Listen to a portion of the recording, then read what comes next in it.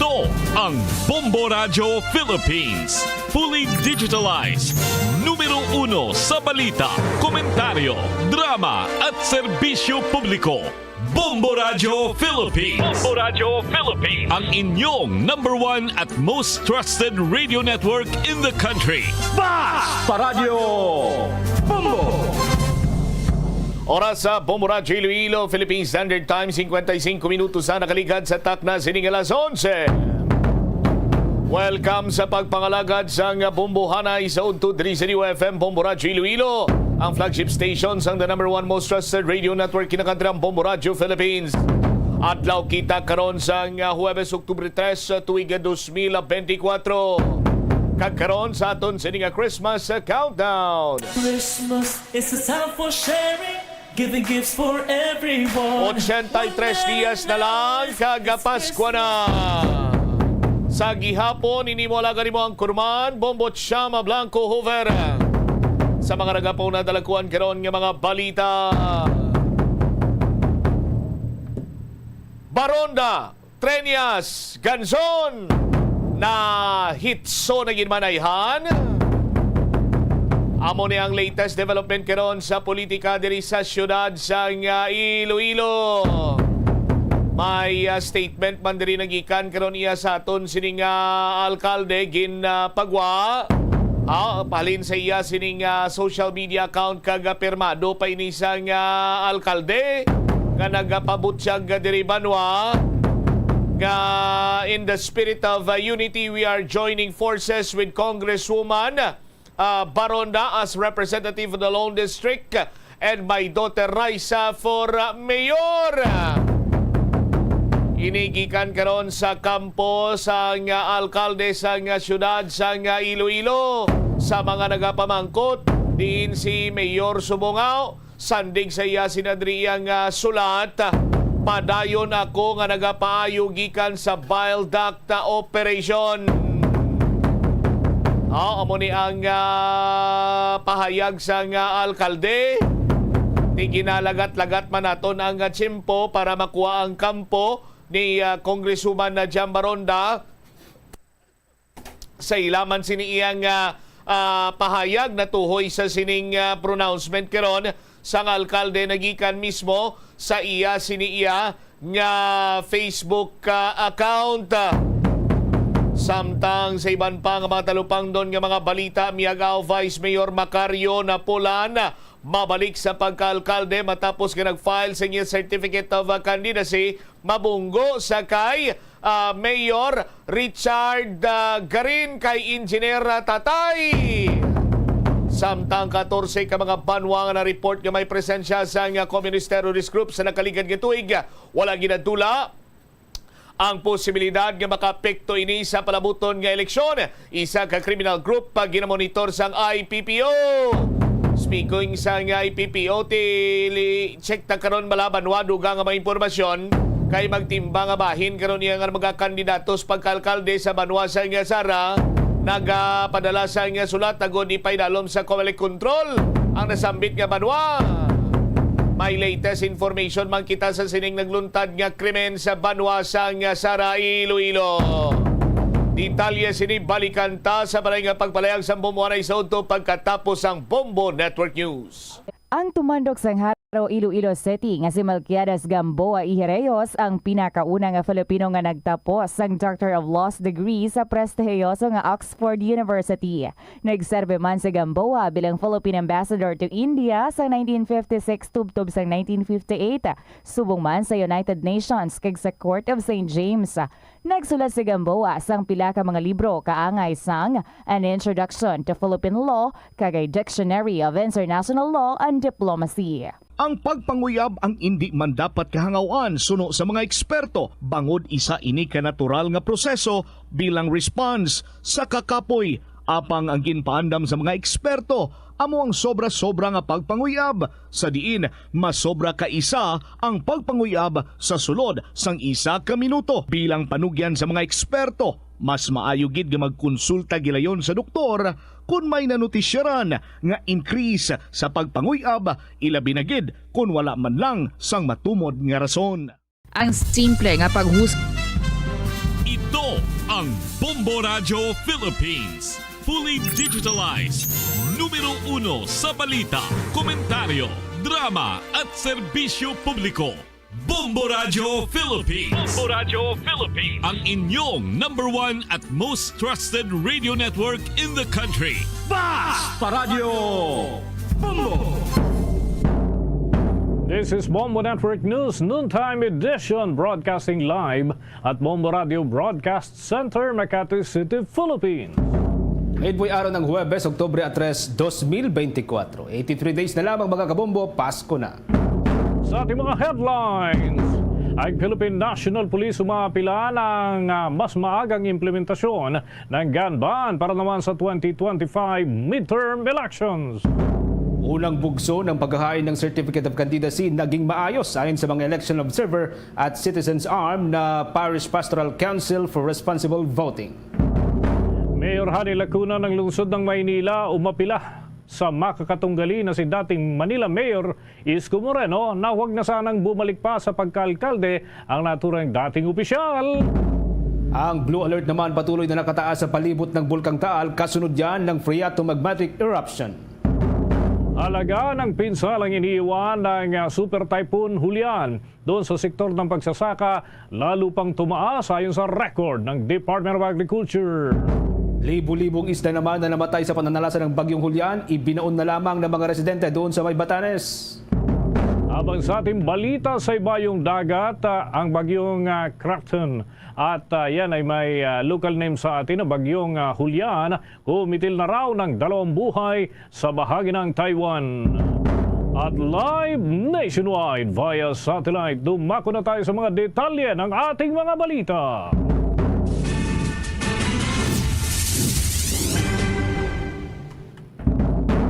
Hindi na ikinagulat ng Commission on Elections at yan ay dito sa National Capital Region ang matumal o mababang bilang ng mga naghahain ng kanilang kandidatura nitong nakalipas na ikalawang araw ng filing ng Certificate of Candidacy. Ayon kay Commission on Elections, Assistant Regional Director Attorney Joby Balangkit, dati nang inaasahan ng komisyon ang mababang bilang ng mga maghahain ng Certificate of Candidacy sa ikalawang araw kumpara sa unang araw. Dahil mistulang trend na ito sa mga nakalipas na panahon ng filing ng Certificate of Candidacy.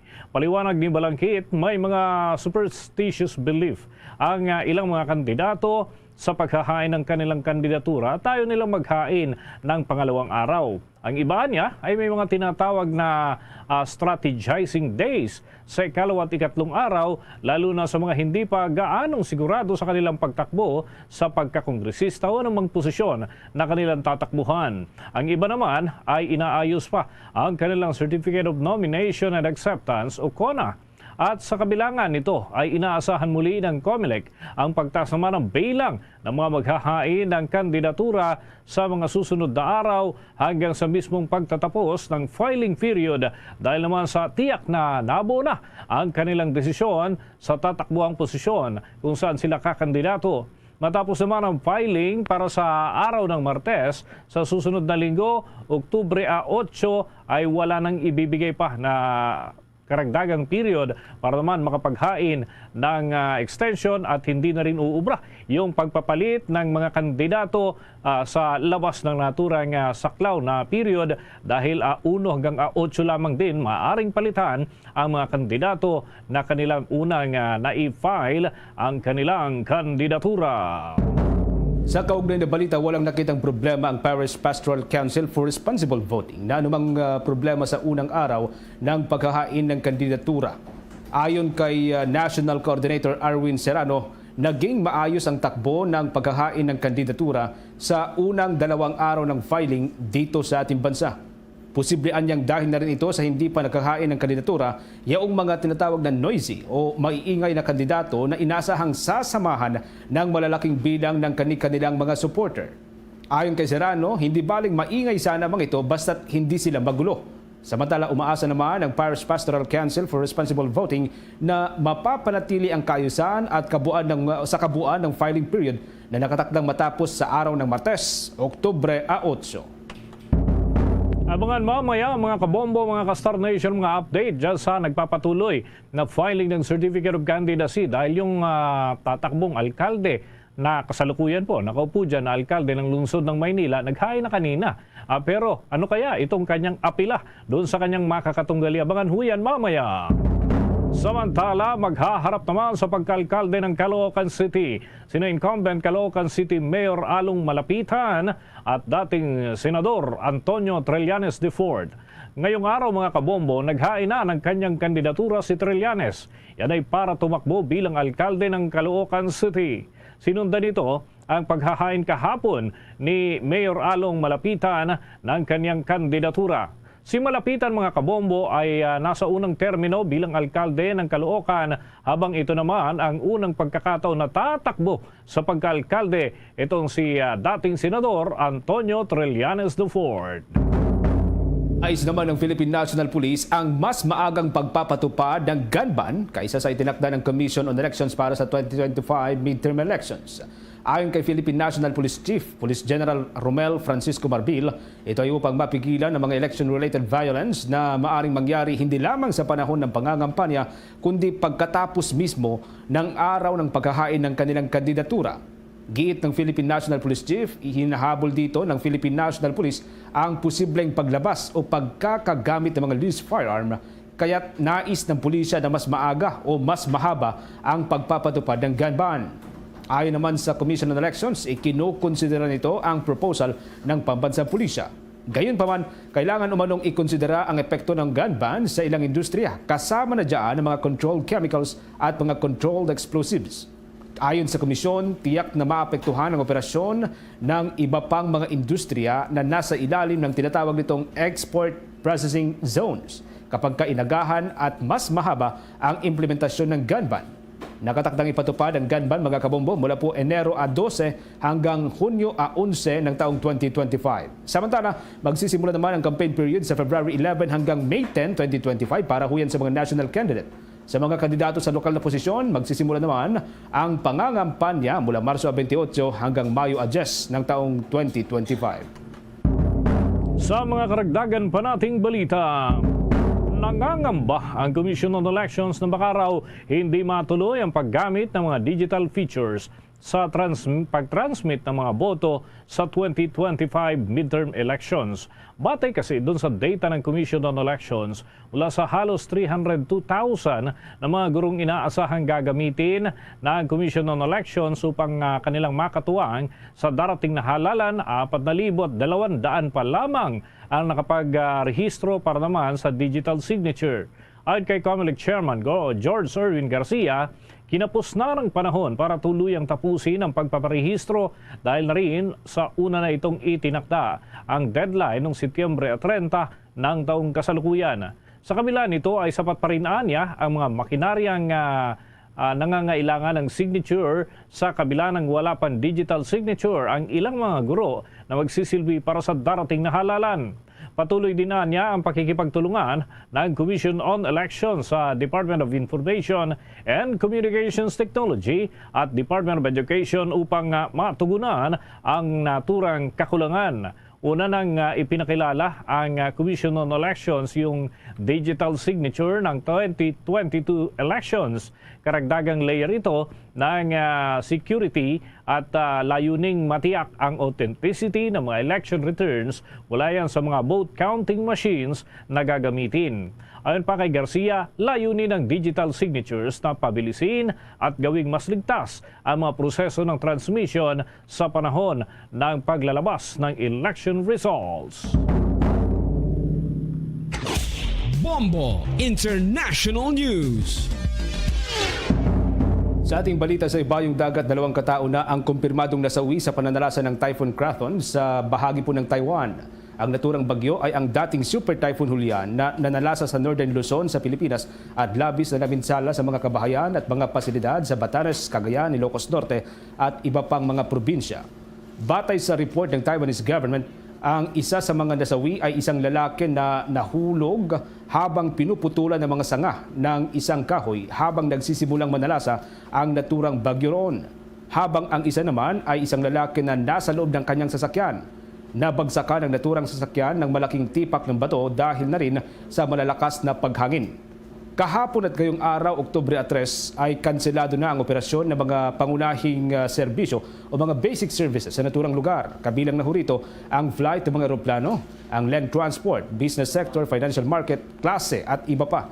Bagaman humina na ang bagyong Krathon noong pumasok ito sa Taiwan, kumpara sa lakas nito bilang isang super typhoon, napanatili pa rin ng bagyo ang lakas ng hangin na aabot ng hanggang sa 160 km per hour. Dala ng naturang bagyo ang mabibigat na pagulan at malalakas na hangin na pinangangambahan na magdulot ng matataas na mga daluyong. Samantala, pinakaapektado naman sa pananalasan ng naturang bagyo doon ho sa Taiwan ay ang Kaohsiung City, isang syudad na mayroong halos 3 milyong katao na nakatira.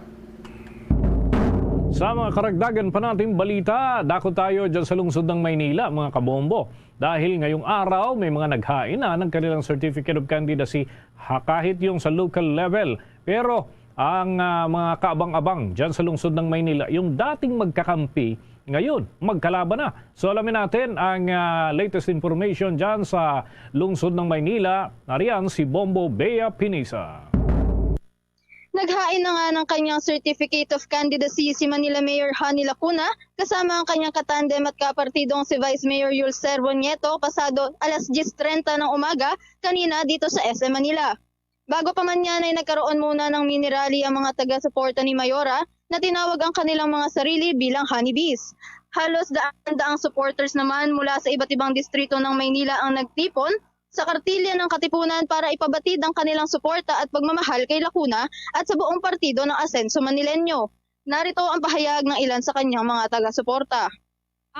Nandito kami kasi para suportahan si Mayor Lacuna para may pagpatuloy niya pa yung mga nasimulan niyang mga proyekto, gawa ng napakarami pong proyekto ni Mayor Lacuna para sa Manileño na makakatulong para sa pag-unlad lalo pang pag-unlad ng Manileño at saka sa mga tulong personal para lalo na sa mga pangkalusugan. Yun kasi yung numero 1 niyang proyekto bilang doktora, talagang suportado niya yung kalusugan ng mga Manileño. Bukod doon, napakaraming proyekto pa na gusto niya pang isulong na kailangan pa natin siya para ipagpatuloy niya pa yung mga proyekto na yon sa darating na panahon. Kaya po, nandito kami, buong puso kami sumusuporta para kay Mayor Honey Lacuna. Samantala, sa naging maliit na pagsasama ng mga supporters ni Lacuna ay isinigaw ng mga ito ang mga katagang walang babalik at hindi kami taksil na siya namang inulit ni Mayora, ngunit agad naman niyang pinabulaanan na hindi ito direktang nanggaling sa kanya at hindi rin ito direktang patama sa dating Mayor Isko Moreno. Dagdag pa nga ni Lacuna, wala naman umano silang naging samaan ng loob ng dating mayor at katunayan pa nga ay nagpaalam pa umano ito sa kanya na tatakbo noong nakaraang 2022 elections. Sa eksklusibong panayam naman ng Bombo Radyo kay Mayor Lacuna, nag-iwan ito ng maikling mensahe para kay dating Manila Mayor Isko Moreno. Narito ang bahagi ng kanyang pahayag. O pasasalamat namin kay Mayora sa lahat ng mga nagawa niya naman sa Maynila. So far so good. Wala naman nagiging problema. Maliban sa siyempre may mga naninira pa rin sa kanya. Pero ganun pa man, tuloy-tuloy pa rin ang kanyang mga ginagawang serbisyo sa Kalakang, Maynila. Sa eksklusibong panayam ng Bombo Radyo kay Mayor Lacuna, nag-iwan ito ng maikling mensahe para kay dating Manila Mayor Isko Moreno at narito ang kanyang pahayag. Okay. Maraming salamat po sa lahat ng naniniwala sa tambalang Honey Yul. Thank you very much. Bea? Bombo Bea? Yes, Bombo Genesis and Bombo Dennis, andito po. Oo. Ay, kumusta naman ang seguridad dyan sa paligid? Ano? Dahil may karamihan din pala itong mga supporters ng grupo na ito. Wala ba dyan na salit naman na galing sa kabilang grupo, Bombo Bea?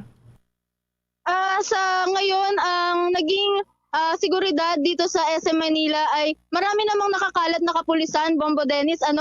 Marami din naman kaming nakitang mga security personnel ni Mayor Lacuna na siyang umaantabay at nagga-guide kay Mayor papunta doon sa loob ng SM Manila bago ito makapag-file ng kanyang COC. Sige. From your end, Bombo Bea, thank you. Para sa The Vote 2025 updates, Bombo Bea Peniza nag-uulat para sa number 1 and most trusted radio network in the country, Bombo Radio Philippines. Basta Radio, Bombo! Sa mga karagdagan pa nating balita, mamaya mga kabombo, mga ka-Star Nation, may mga update pa tayo dyan sa panig po ng Commission on Elections, ang kanilang temporary headquarters dyan muna sa may Tent City, syudad pa rin ng Maynila. Sa ibang balita, hinimok ng Quad Committee ng Kamara de Representantes ang Department of Justice na maghain na ng kaso laban sa umano'y mga nasa likod ng pagpatay kay dating Philippine Charity Sweepstakes Office Board Secretary at retired General Wesley Barayuga. Ito ay sa gitna na rin ng mga nakuhang ebidensya sa mga nakalipas na magkakasunod na pagdinig. Sinabi ni Surigao del Norte Congressman Robert A. Barbers, ang siyang overall chairman ng naturang lupon, na mayroon ng magagamit na testimonial evidence ang mga otoridad sa paghahain ng kaso. Maaari niyang maging mabigat na ito na basihan para naman makapagsampa ng murder case.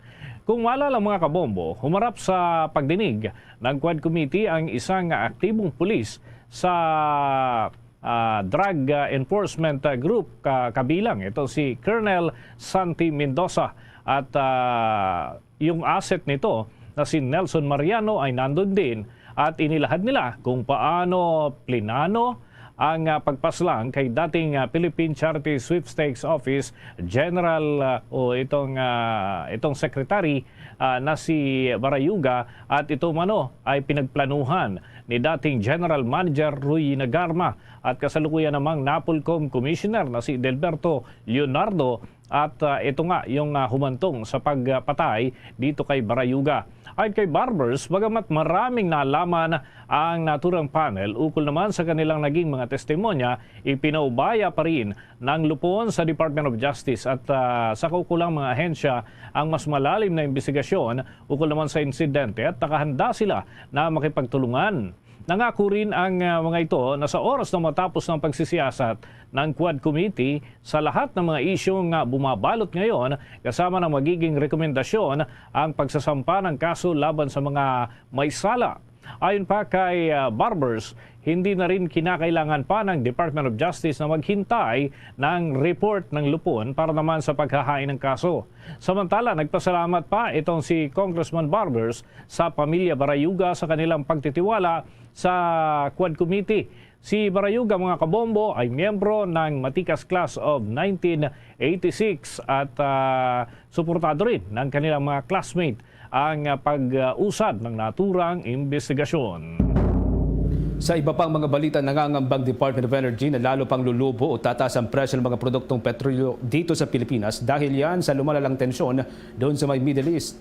Sinabi nitong si Energy Director Rino Abad kung maaapektuhan ang oil production sa Iran dahil yan sa lumalalang tensyon sa Middle East ay tiyak na magkakaroon ng epekto sa distribusyon at maging sa presyohan ng petrolyo sa buong mundo.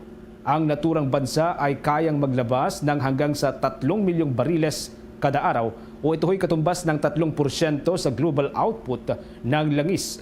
Ayon kay Director Abad, magiging malaki ang epekto nito sa pandaigdigang merkado dahil sa tiyak na magkakaroon ng problema sa balanse ng supply at demand ng mga produktong langis sa buong mundo. Ginawa ng Department of Energy ang pahayag kasunod na rin ng sunod-sunod na pagpapakawala ng Iran ng mga missile nito patungo sa Israel nitong Martes ng gabi, bagay na plano ring gantihan ng Israel. Pinalipad ng naturang bansa ang hanggang sa 200 ballistic missile patungo doon sa Israel, ang itinuturing na pinakamalaking pag-atake laban sa naturang bansa. Agad ding naglabas ng pahayag itong si Israeli Prime Minister Benjamin Netanyahu ilang oras yan matapos ang missile attack. Ayon kay Netanyahu, isang malaking pagkakamali ang ginawa ng Iran at nakahandaan niya ang Israel ng mas malaking pag-atake bilang ganti sa naturang bansa. Samantala, balik sa mga balita sa Pilipinas. Umabot sa 36.34 million pesos ang halagang pinsala na iniwan ng Super Typhoon Julian. Yan ay sa sektor pa lamang ng pagsasaka. Batay nga sa data ng Department of Agriculture, Disaster Risk Reduction and Management Office, ay malaking porsyento nito ay naitala sa mga sakahan sa Ilocos Region at Cagayan Valley Region. Katumbas itong mga kabombo ng nasa 500 hektarya ng mga lupang sakahan at production loss na umaabot naman sa mahigit 1,500 metriko tonelada. Apektado rin mga kabombo ang mga kabahayan ng hanggang mahigit 1,000 magsasaka. Sa kasalukuyan ay patuloy pa rin ang field validation na ginagawa ng Department of Agriculture. Yan ay para sa mga sakahang dinaanan ng bagyo at inaasahan na lalo pang tataas ang halaga ng pinsala. Kabilang sa mga industriyang labis na naapektuhan ay ang maisan, palayan, fisheries sector at high-value crops na kilala na produkto ng naturang mga lalawigan. Samantala, kaugnay pa rin sa ikatlong araw na paghahain ng Certificate of Candidacy ngayon pong araw mga kabombo. Itong ilang mga tatakbo sa pagkasenador, naghain po ng kanilang kandidatura ngayon pong araw. Kabilang na ho dito ang aktor na si Philip Salvador at mga re-electionist, itong Senator Bato de la Rosa at Senator Bongo. Kuha tayo ng mga development mula kay Bombo JC Galvez. Bombo Dennis, Bombo Genesis, pasado alas 11:30 nga ng umaga ngayong araw, Oktubre 3, naghain ng Certificate of Candidacy. Itong si re-electionist Senators Ronald Bato de la Rosa, Senator Christopher Bongo at aktor na si Philip Salvador. Kasama naghain ng tatlo ang tumatayong presidente ngayon ng PDP laban na si Senator Robin Hood Padilla upang magbigay ng suporta sa kanyang mga kapartido. Si De La Rosa ang tumatayo nga ngayon bilang Vice President for Mindanao ng Partido Demokratiko Pilipino Lakas ng Bayan, Duterte Wing. Unang nagbigay ng speech itong aktor nga na ito si Philip Salvador kung saan sinabi nito na kanyang palalakasin ng law enforcement agencies upang matiyak ang kaligtasan ng publiko tulad ng pagdadagdag ng pondo sa kapulisan at kasundaluhan upang sugpuin ang kriminalidad sa bansa. Sumunod naman itong si Senator Ronald Bato de la Rosa kung saan naitanong nga itong issue patungkol nga dito sa International Criminal Court. Nanindigan ito na hindi daw siya atras sa kandidatura para sa re-election sa darating na 2025 election kahit paraw kaliwat kanan anya ang mga binabatong issue sa kanya at nadadagdagan pa nga ng pag-iimbestiga Bombo Dennis at Bombo Genesis sa kanya ng Quad Committee sa Kamara na may kaugnayan nga sa extrajudicial killings, illegal drugs at illegal pogo operations. Git ni De La Rosa, bago pa man ang mga lumalabas na issue ngayon, ay nakapag-desisyon na siyang tumakbo sa halalan sa susunod na taon. Sinabi nga ni De La Rosa, una na rin itong sinabi ng senador, na hindi siya papayag na forever siyang bubugbugin ng mga issue. Anya pa, tulad ng pangalan ng kanilang partido na PDP Laban, ay lalaban din siya kahit araw-araw siyang nakararanas ng panggigipit, paninira at pangyurak mula sa mga kritiko. Samantala, Bombo Genesis, kanina nga din sa ambush interview, bukod dito sa tatlong naghain nga ng kandidatura para sa pagkasenador, nakapanayam natin itong FPJ Panday Bayanihan Party List na pinangunahan nga nito ni Brian Poe, ang anak ni Senadora Grace Poe. Layo ng grupo na palawigin ng National Feeding Program, edukasyon at suporta sa mga tsuper ngayong isinusulong nga itong PUV Modernization Program. Narito pakinggan natin ang bahagi ng payag ni Senadora Grace Poe. Sa namin sa Senado yung National Feeding Program. Ang gusto ni Brian, sana mapalawig pa ito na mas maraming mga bata ang makakuha ng benepisyo, pati yung mga nanay na nagbubuntis. Pero hindi lamang yon. Alam mo, marami pa rin naghihirap sa ating bansa. Ang ating edukasyon na kailangan pa ng suporta. Ang ating mga drivers na dito sa modernization, na mabuti ang modernization kung may ruta na sila, kung may sapat na pera na pang-utang para sa kanila. Pero hindi, hirap na hirap sila. So ito yung mga bagay na matatapos na ang aking termino. Pero sana ay mapalawig pa at matulungan ng ating mga kababayan si Brian para maisulong niya ito sa Kongreso, FPJ, Panday Bayanihan Party List. Ating nga napakinggan ang bahagi ng payag ni Senadora Grace Poe. Bombo Dennis, maaga pa lamang ay nandito na nga sa Daten City ang mga supporters ng FPJ Panday Bayanihan Party List upang suportahan nga itong grupo na ito. Kasabay ng mainit na panahon ngayon, Bombo Dennis, mainit din yung ipinakitang suporta nila sa FPJ Party List. Bukod dito, nasa labas din ng Manila Hotel itong mga taga-suporta naman itong tatlong naghain ng kandidatura sa pagkasenador na sina De La Rosa, Go at Salvador. Bombo Dennis. Okay, Bombo JC, ang isa sa concern natin, may mga kinabibilangan na partido itong mga ito. Magkakaalyado ba ito sa isang partido? Sina Senator De La Rosa at itong si Philip Salvador at yung iba pa nilang mga kasamahan dyan, Bombo JC? Bomba Dennis, itong tatlo nga ito ang dalawang re-electionist na si Senator Ronald Pato de la Rosa, Christopher Bongo, kasama na rin itong tatakbo ngayon, yung first time natatakbo bilang senador, itong si aktor na si Philip Salvador. Tatakbo sila sa ilalim ng partido na PDP Laban. Sa kasalukuyan ang presidente ngayon si Senator Robin Padilla, na present din dito sa Dapen City sa Manila Hotel upang magbigay nga ng suporta dito sa kanyang mga kapartido. Bombo Den. Okay. Maliban sa sumagot din sila sa ibang mga usapin. Pero ito ba, Bombo JC, ay kasi dati pagka whole slate ang filing ng candidacy, pero ngayon tatlo sila. May mga expected pa ba? May nabanggit ba sila na magfa-file din mula sa kanilang hanay sa mga susunod pang araw? Oo, Bomba Dennis, sa mga oras na to, at ayan ang patuloy natin tutugay-gayan kasi sinabi pa lamang na itong tatlo pa lamang yung naghain ng kanilang kandidatura sa pagkasendor. Itong tatlo nga na to, si De La Rosa, si Go, at si Salvador. Sa ngayon, ayan ang patuloy nating babantayan kung may maghahain pa sa PDP Laban. At sa oras na to, itong tatlo pa lang at nagpapatuloy pa ngayon sa mga oras na to, pasado alas 12 ay nagbibigay pa ng talumpati itong si Senator Christopher Bongo. So maya-maya antabayan natin, Bombo Dennis, kung meron pang development, kung meron pang maghahain na ibang kandidatura sa pagkasenador, gayon din itong sa party list group, Bombo Dennis. Okay, from your end, Bombo JC. Para sa Bombo Network News, ako si Bombo JC Galvez, nagulat para sa number 1 and most trusted radio network in the country, Bombo Radio Philippines, Basta Radio, Bombo! Samantala, nananatili pa rin nakataas ang Blue Alert status dyan sa Calabarzon Region. Yan ay matapos ang panibagong pag-alboruto ng Bulkang Taal. Sa ilalim ng Blue Alert, mas madalas ang mga koordinasyong gagawin sa pagitan ng mga ahensya ng pamahalaan, lalo na yung lokal na pamahalaan na nakakasaklaw dito ukol sa deployment ng mga karagdagang personnel at ganun din yung dagdag na manpower para sa mga emergency operations at operations center, maging ang pagbubukas ng mga asset ng pamahalaan para naman sa anumang emergency deployment.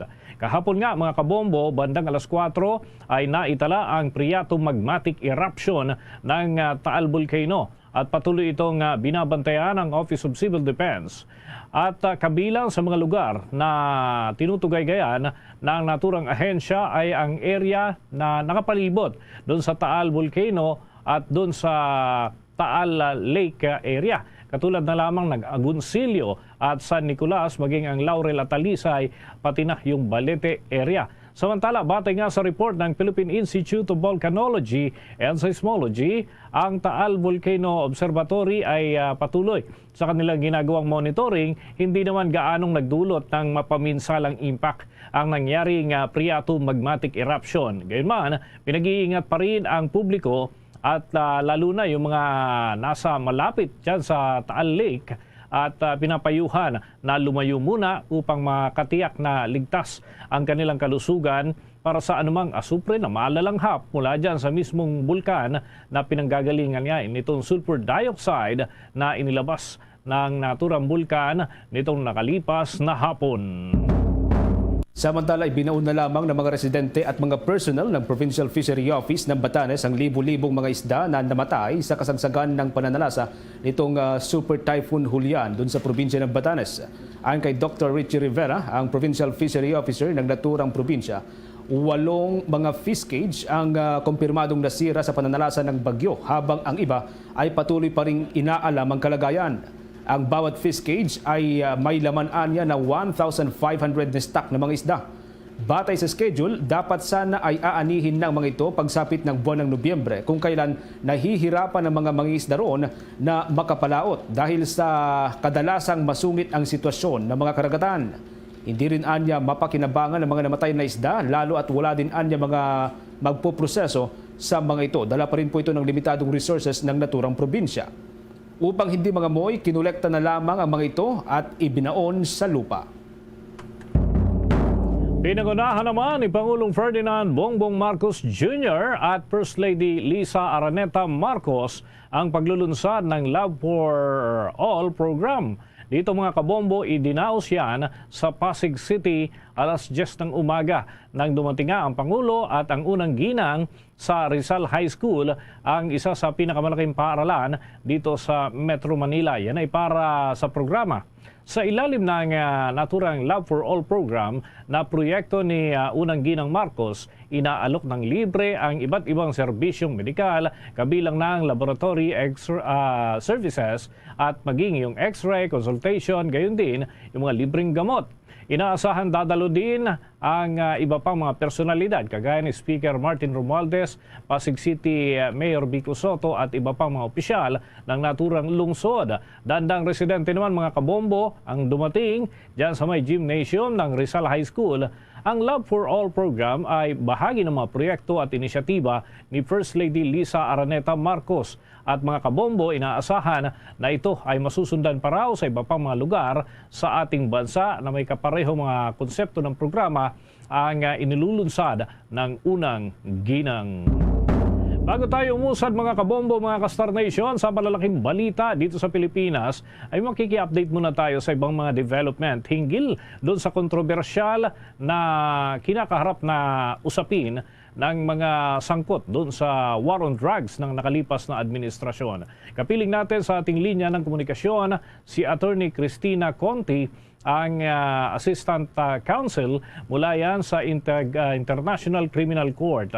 At yan ay nakatugaygay doon sa mga kasong dinidinig ukol naman sa war on drugs ng nakalipas na administrasyon. Unang-una, Attorney, si Bombo Dennis po ito. Together with me, si Bombo Genesis. And we're live nationwide and worldwide sa Bombo Radio Philippines.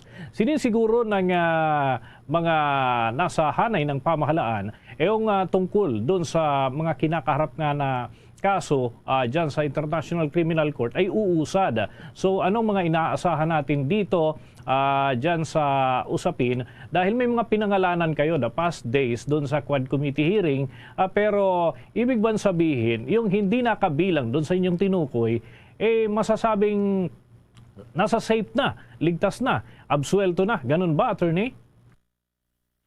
Hindi, walang pwedeng mag-relax kasi simula pa lang ito. Ang nabanggit ko naman, palagi ko may konting naputol dun sa mga sinabi ay, ang sinabi ko, merong pinangalanan ng ICC, Office of the Prosecutor, doon sa, well, so far, unverified document na ipinresenta ni Senator Trillanes, yung 5. Pero, meron talagang iba pang iimbestigahan at aabot ito sa provincial, regional, even station level na police officials and other actually government officials who may have had a part in the killings. And it does not mean that the investigation is finished or ends with the 5. Yung 5 ay tinukoy bilang mga suspect initial. Pero maraming iba pang iniimbestigahan. Kaya palagay ko, palaki lang to ng palaki, kaya mas lalo kang dapat kabahan. Sa punto ng binabanggit si Presidente Duterte, ito kasi parang, obvious na.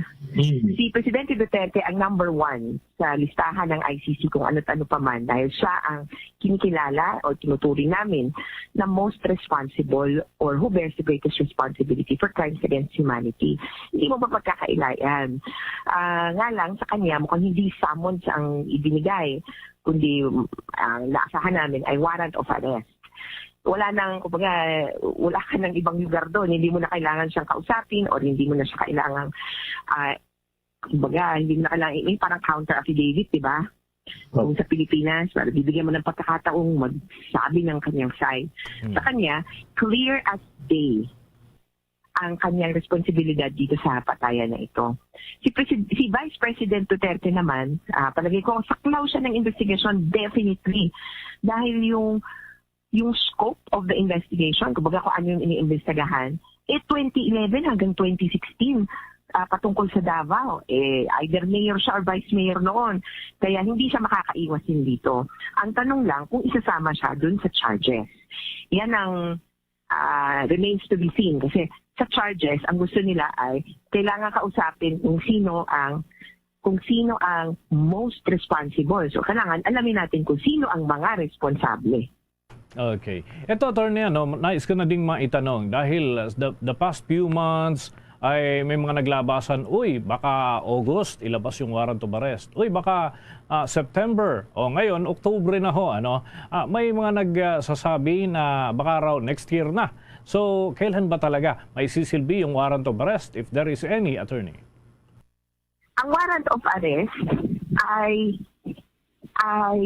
inaasahan namin na-apply na or i-a-apply ngayong taon. Ibang tanong ang i-a-apply kasi mag-apply ka muna, maalis. Tapos i-enforce o ipapatupad.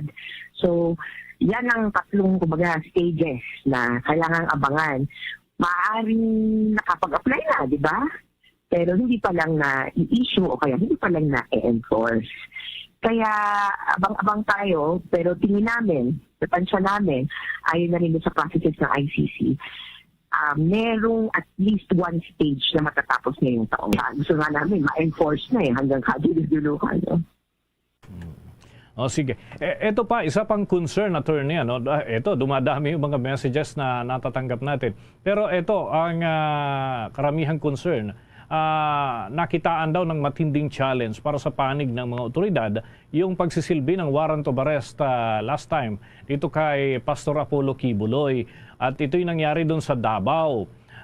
Hindi kaya daw maulit ang kaparehong senaryo kapag ipinaresto ang sino man, walang tutukuyin ng tao na particular as of this moment, pero kung sakasakali na may sisilbihan ng warrant of arrest ang International Criminal Court at ito ay nasa may area, kalimbawa dyan sa may Davao region, hindi kaya maulit yung kaparehong senaryo during that time nang isilbi yung warrant of arrest kay Pastor Kibuloy o siguro kahit sa iba pang mga lugar na may magkakaparehong nature o sitwasyon, Attorney? Oo, nako, dyan kami kinakabahan. Abang na abang kami sa nangyari kay Alice Guo at saka kay Kibuloy. At kataka talaga at saka interesante na may Davao factor. Ang Davao ay exitan actually. Doon lumalabas ang mga tao na gustong makatakas. Kaya questionable yun kung bakit madaling lumabas sa Davao nang walang papel, walang dokumento, and so forth. Dahil ba may tumutulong o dahil ba may enabler doon sa lugar na yon. Kaya malaking question yan, lalo na kung ang pag-iisipan natin ay depende ang may hawak sa Davao. Eh di lalong sila pa ang makakasiguro na ni isa sa kanila walang mananagot sa batas. Challenge ito sa Matos administration, sa totoo lang, dahil kung totoo nga ma-issue ang isang warrant of arrest, it is a legal order which requires governments to abide by. At ako, ang ano ko nga dito sa warrant of arrest, bakit ditilitan ba kayo ng leeg? Kayo ba ay ibibiting patiwaris kapag in-enforce yung warrant of arrest? Ang sa nakikita ko, ang warrant of arrest ay paraan para mabigyan ng karampatang proseso, due process, yung mga sinasabi niya, biktima. Kaya ito, kay Pastor Kibuloy, ang importante doon tingnan natin yung mga biktima. At kung merong ebidensya na siyang may kasalanan, harapin niya ito, kontrahin niya ito sa korte. Yun ang importante para sa amin. Ang itsura ng warrant of arrest ay isang legal order and it should be enforced by any government. One just last point, Attorney. Itong Quad Committee ay nagpapatuloy dyan sa Kamara de Representantes. Although walang hearing ngayong araw, pero may mga susunod pa raw na pagdinig.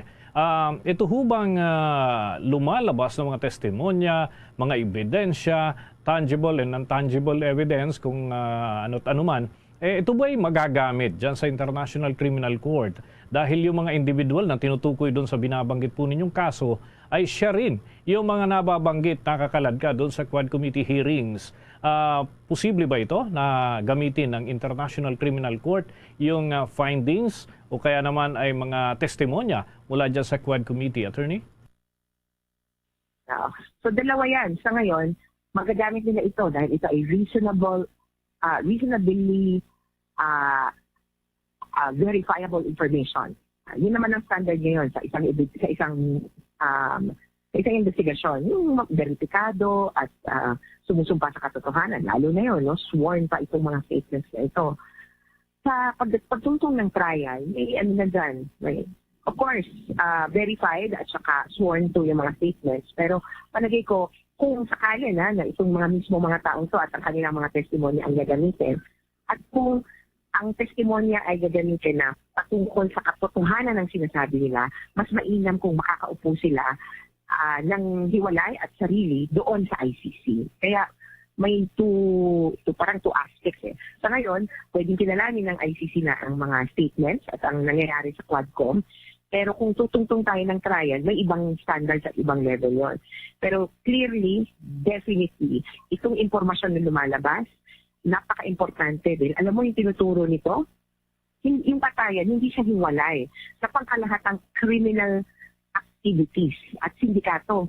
Kasi lumalabas, kailangan mo ng pera para magpapatay. Di ba?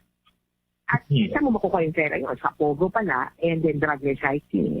Bahagi din pala ng drug trade. Isang mga, akala natin, mga maayos na opisyales. Kaya, sa pakalahatan, makukuha yan, makikita yan ng i-appreciate ng ICC bilang bahagi ng buong modus operandi o sistema. At importante yan para patunayan kasi yung patayan na ihaharap sa ICC, pinag-uusapan ng ICC, hindi siya tipong, may 2 namatay at 3 namatay. Ang importanteng bahagi ng crimes against humanity ay ang pagiging widespread at systematic.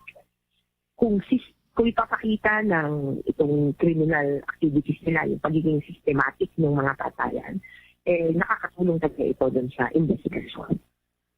Okay.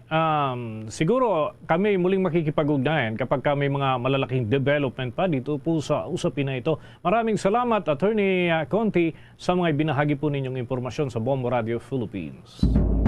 Mga kabombo, mga ka-Star Nation, nakausap po natin itong isa sa mga nagsusulong ho ng kaso dyan sa International Criminal Court, si Attorney Cristina Conti. Kaugnay pa rin ang usapin ng war on drugs ng nakalipas na administrasyon at yung mga sinasabing pagkamatay ng ilang mga individual at yung mga usapin din ng illegal na droga, mga kabombo. So, ang Bombo Radio Philippines naman ay bukas para sa panig ng mga Duterte ukol naman sa mas ikalilinaw pa ng usaping ito at kung nais na sumagot ng sino man po sa panig ng mga Duterte, maaari po kayong makipag-ugnayan sa aming mga himpilan ng Bombo Radio Philippines. Sa mga karagdagan nating balita, siniguro ng Department of Agriculture ang masusing pag-aaral sa hirit ng mga swine producers na magkaroon ng emergency use authorization ng bakuna kontra naman sa African swine fever. Ang naturang direktiba ay upang mapahintulutan ang pagpapalawak pa ng paggamit ng bakuna. Sa kasalukuyan kasi ay isinasailalim pa lamang sa government-controlled na trial ang naturang mga bakuna sa pangunguna ng Bureau of Animal Industry. Ayon kay Agriculture Secretary Francisco Theo Laurel Jr., kailangan na maideklara ng Pangulo para naman mabigyan ng go signal ang emergency use authorization ng mga bakuna. Bago ito, ay narekomenda ng Department of Agriculture kay Pangulong Ferdinand Marcos Jr. na kailangan muna niyang pag-aralan ng mabuti itong sinasabi ng mga eksperto ukol naman sa naturang panukala. Nauunawaan niya ng Department of Agriculture ang kagustuhan ng mga nasa industriya, partikular na ng mga leader nito, na magkaroon na ng malawakang pagbabakuna lalo't na nanatiling mataas pa rin ang bilang ng mga lugar na may aktibong kaso ng African swine fever. Malalang sumulat ang grupong Agricultural Sector Alliance of the Philippines o AGAP kay Secretary Laurel, yan ay upang hilingin na maideklara ang outbreak bilang isang national emergency at lalo pat nais nila na mapalawak ang pagbabakuna para sa mga alagang baboy. Samantala, nangangamba naman ang Commission on Elections na baka hindi na matuloy ang paggamit ng tinatawag na digital signature sa pag-transmit ng mga boto para yan sa 2025 midterm elections. Batay kasi sa datos ng Commission on Elections, mula sa halos 302,000 mga guro ay inaasahang gagamitin ng Commission on Elections sa naturang halalan, 4,000 pa lamang ang nakapagrehistro para sa digital signature. Ayon kay Chairman George Garcia, Kinakapos na ng panahon para tuluyang tapusin ang pagpaparehistro dahil sa una itong itinakda na deadline noong Setyembre 30. Sa kabila nito ay sapat anya ang mga makinaryang nangangailangan ng mga signature sa kabila ng wala pang digital signature ang mga guro na magsisilbi sa halalan. Patuloy din anya ang pakipagtulungan ng Commission on Elections sa Department of Information and Communications Technology at Department of Education upang tugunan ang naturang kakulangan. Una nang ipinakilala ng COMELEC ang digital signature noong 2022 elections bilang karagdagang layer upang tiyakin ang authenticity ng mga election return mula sa vote counting machine. Ayon kay Garcia, layunin ng digital signature na pabilisin at gawing mas ligtas ang proseso ng transmission ng mga election result. Oras natin sa buong kapuluan, 15 minuto bago sumapit ang alauna ng hapon. Nagkasundo ang lahat ng konsulado doon sa Estados Unidos na isagawa ang online voting na lamang para sa darating na eleksyon sa 2025. Anya sa New York Consul General na si Mangalili ay magiging online ang lahat ng pagboto sa lahat ng bahagi ng Estados Unidos. Gayunman, hindi pa ito maisasagawa sa ibang parte ng daigdig. Dito mga kabombo, hinimok ni Mangalili na lahat ng mga kwalipikadong butante ay kailangang makapag-pre-enroll at isang buwan yan at kalahati bago pa man ang araw mismo ng halalan. Ito ay bahagi ng Commission on Elections Resolution number 11061 na nagsasabing ang lahat ng embahada at konsulada sa Estados Unidos na magsasagawa ng online voting ay kinakailangan dumaan sa mga masusing proseso. Iba-iba ang naging reaksyon dito ng Filipino community na nasa iba't ibang lugar, ngunit naniniwala ang Philippine Consulate na dahil dito ay magkakaroon ng pagtaas ng bilang ng mga lalahok sa halalan sa naturang taon. Matatandaan na kinukonsidera na ang Commission on Election ang pagsasagawa nga nitong online voting para naman sa ikabibilis ng proseso ng halalan para yan sa mga overseas Filipino workers at mga Pinoy na naninirahan na sa ibang mga bansa. Samantala, nakatakdang magpadala si Pangulong Ferdinand Marcos Jr. ng kinatawan ng Pilipinas para yan sa ikatlong Asia Cooperation Dialogue Summit sa May, Qatar.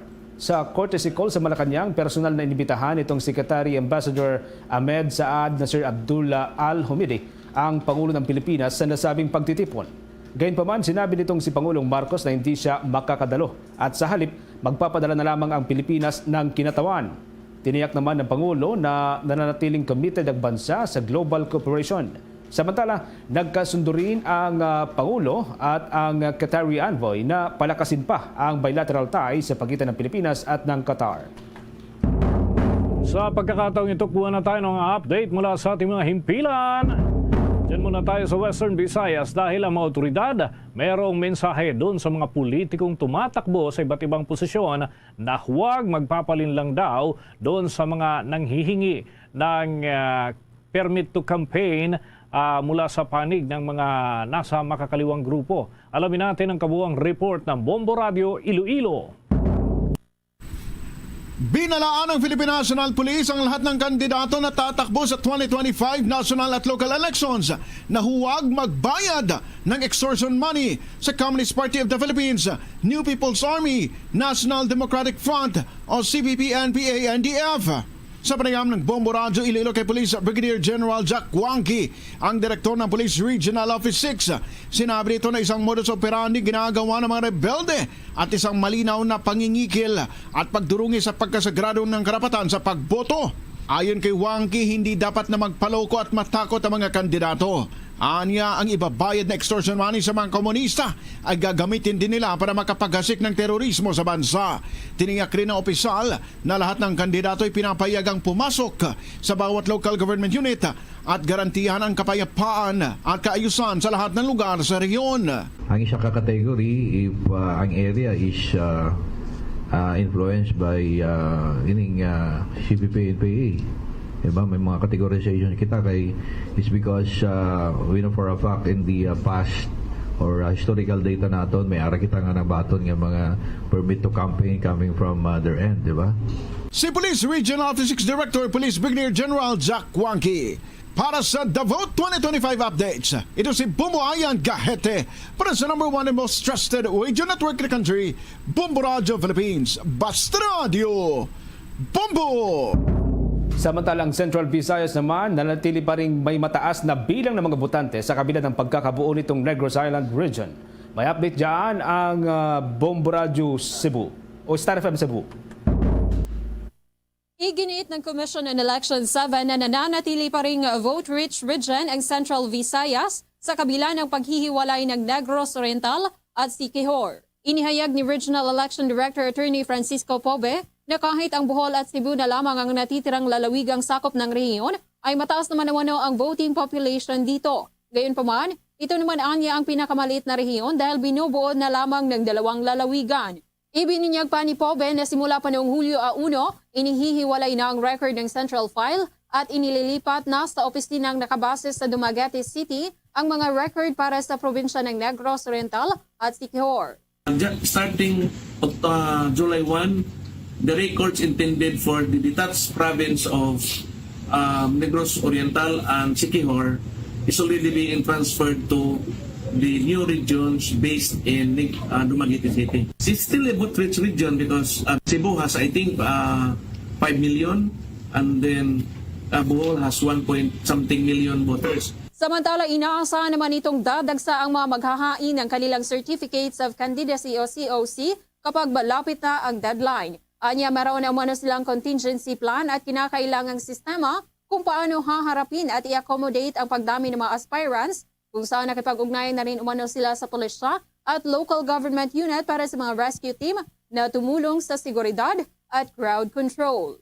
Mula rito sa lungsod ng Cebu, Star DJ Sophie Ember nagulat para sa number 1 and most trusted radio network in the country, Bombo Radio Philippines. Basta Radio, Bombo! Diyan naman tayo sa Bicol Region, yung dating pinatalsik na gobernador ng lalawigan ng Albay na si Governor Rosal at yung kanyang asawa na si suspended Legazpi Mayor Rosal ay muli raw naghain ng kanilang kandidatura sa kabilayan ng pasya ng Office of the Ombudsman. Alamin natin ang detalye mula sa Bombo Radio Legazpi. Muling naghain ng kandidatura ang pinatalsik na si Albay Governor Noel Rosal para sa pagkagobernador sa lalawigan. Matatandaan na pinababa sa pwesto ng ombudsman si Rosal matapos sampahan ng reklamo dahil sa umano'y illegal na pamamahagi ng pondo sa ilang mga tricycle drivers kahit pa umiiral na noon ang election spending ban. Sa kasalukuyan ay nakadepende naman umano ngayon sa Commission on Elections kung tuluyang tatanggapin ang naturang kandidatura ni dating Governor Rosal dahil sa ipinataw na dismissal laban sa kanya. Nanawagan naman ito sa mga botante na bumoto ng tama kasabay ng mainit na labanan ng politikang sa lalawigan. Ang asawa naman ito na si suspended Legazpi City Mayor G. Rosal ay muling tatakbo bilang alkalde ng lungsod. Si Mayor G ay sinuspende matapos umano itong makinabang sa pamamahagi ng pondo ng kanyang asawa bago pa man ang 2022 elections. Samantala, maraming mga taga-suporta naman ng dalawa ang dumulog rin sa tanggapan ng komisyon upang magpahayag ng kanilang suporta. Thank you very much. So let's continue to have faith. Now, I'm running for governor and siyempre, yun, I will submit again to the people of Albay.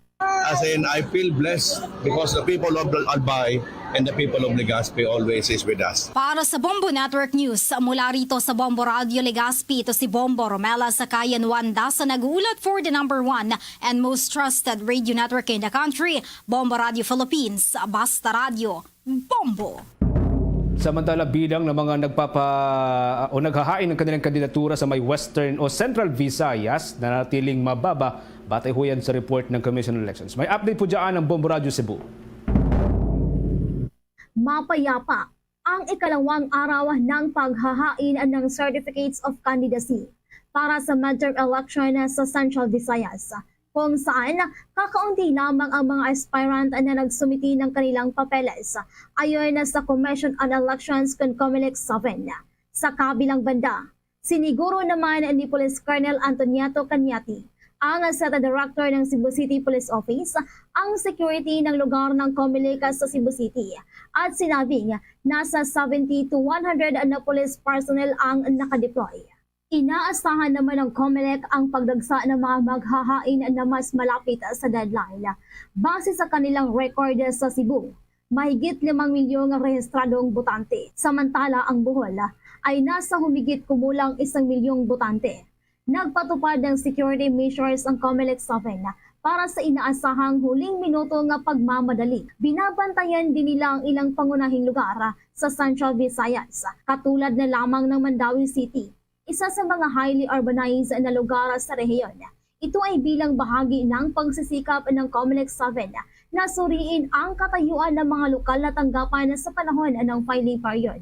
Binabantayan din ang mga aktibidad na may kinalaman sa COMELEC sa Cebu City at Bohol, kung saan naobserbahan ang katulad na sitwasyon ng mababang filing turnout. Yes, ma'am. General assessment is that it is very peaceful, no, and orderly, because all of our candidates are strictly complying also in good faith the policies, the rules and regulations that lead down with the COMELEC during the filing of certificate of candidacy. Ma'am. Visible dyan, ma'am, is we have more than 70 to include the covert securities. All in all, we have 100 personnel. Mula rito sa probinsya at lungsod ng Cebu, Bombo Cherime Balingat para sa number 1 and most trusted radio network in the country. Bombo Radio Philippines, Basta Radio, Bombo!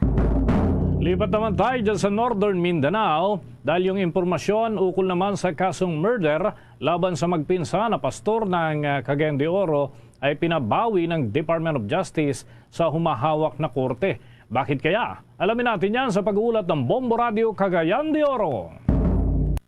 Ikinatuwa ng mga abogado na magpinsan na Christian pastors ang pagpabor ni Justice Secretary Jesus Crispin Remulla sa inihain na petition for review ukol sa impormasyon na ginamit ng government prosecutors para maihain ang kasong murder sa korte. Kaugnay ito sa akusasyon na sina Pastor Dean Verandales at pinsan niya na si Jether Nunot ang nasa likod pagbaril patay sa dating kalahok ng Mr. Cagayan de Oro na si Adrian Forniños dahil sa umunoy issue ng crime of passion sa Barangay Nazareth noong Mayo 2023. Sa panayam ng Bombo Radio, inihayag ng kaniyang abogado na si Attorney Robert Maestre na isang kaunting tagumpay para sa kanilang kliyente ang kautusan ni Remulla na iatras ang case information ng kasong murder na isinampa ng pulisya sa syudad. Kaugnay nito, nasa kamay na ng korte kung ano ang maging desisyon sa dinidinig na kaso laban sa magpinsan na pastors. Bagamat kampante sila na tuluyang mapawalang sala ang mga akusado dahil kulang ang mga basihan, subalit dadaan pa ito ng proseso. Ikinatuwa namin kasi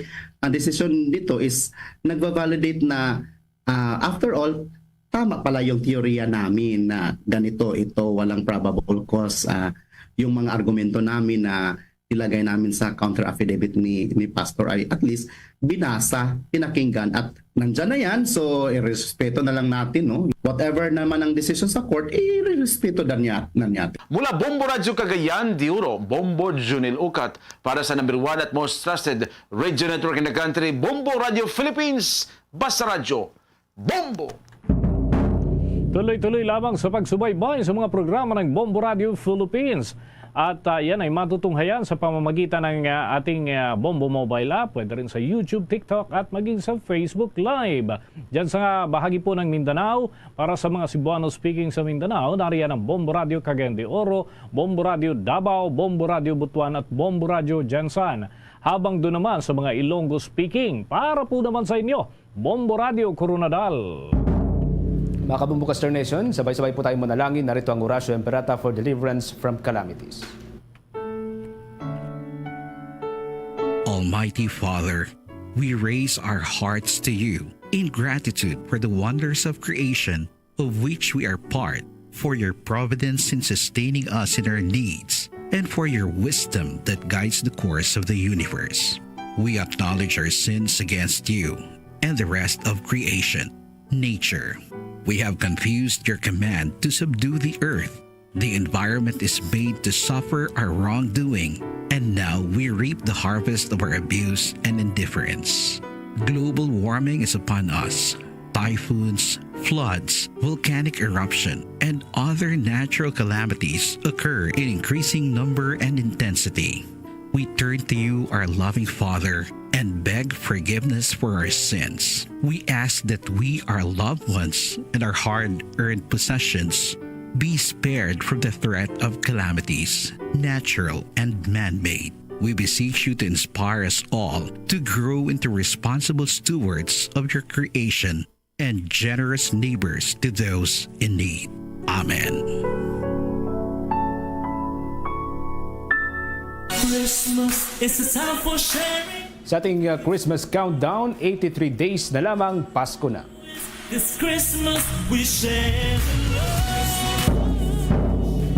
Luzon, Visayas at Mindanao. Yan ang kalipunan ng ating mga balita para sa pantanghaling edisyon ng Bombo Network News. Mula sa Bombo News Center, Makati para sa number 1 and most trusted radio network in the country, Bombo Radio Philippines, Basta Radio, Bombo! Philippine Standard Time, 59 minutos na nakaligad or impunto launa na sa hapon diri sa pagpangalagad sa bombohanay sa udto. Standby sa aton sining nga mga kabombo sa dugang nga mga balita kaga impormasyon. Sa sining adlaw may makabig kita nga dako nga development sa bahin sa nga patag sa politika diri sa syudad sa nga Iloilo kay naging matunog ining hitso sa negosasyon sa mga lideres diri sa syudad sa Iloilo.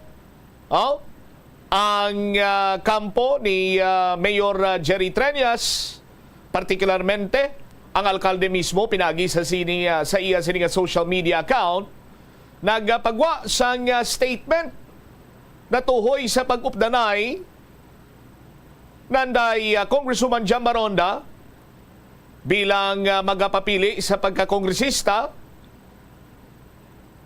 Executive Assistant to the Mayor Inday Raisa Treñas Chu magapapili bilang alkalde kag Vice Mayor Jeffrey Ganzon. Pero may mga palamangkutanon sa giaponti nga ang kampo lang niya kuno sang alkalde ang nagapagwa sining nasambit ng informasyon. How about sa kampo iya ni Congresswoman Jam Baronda?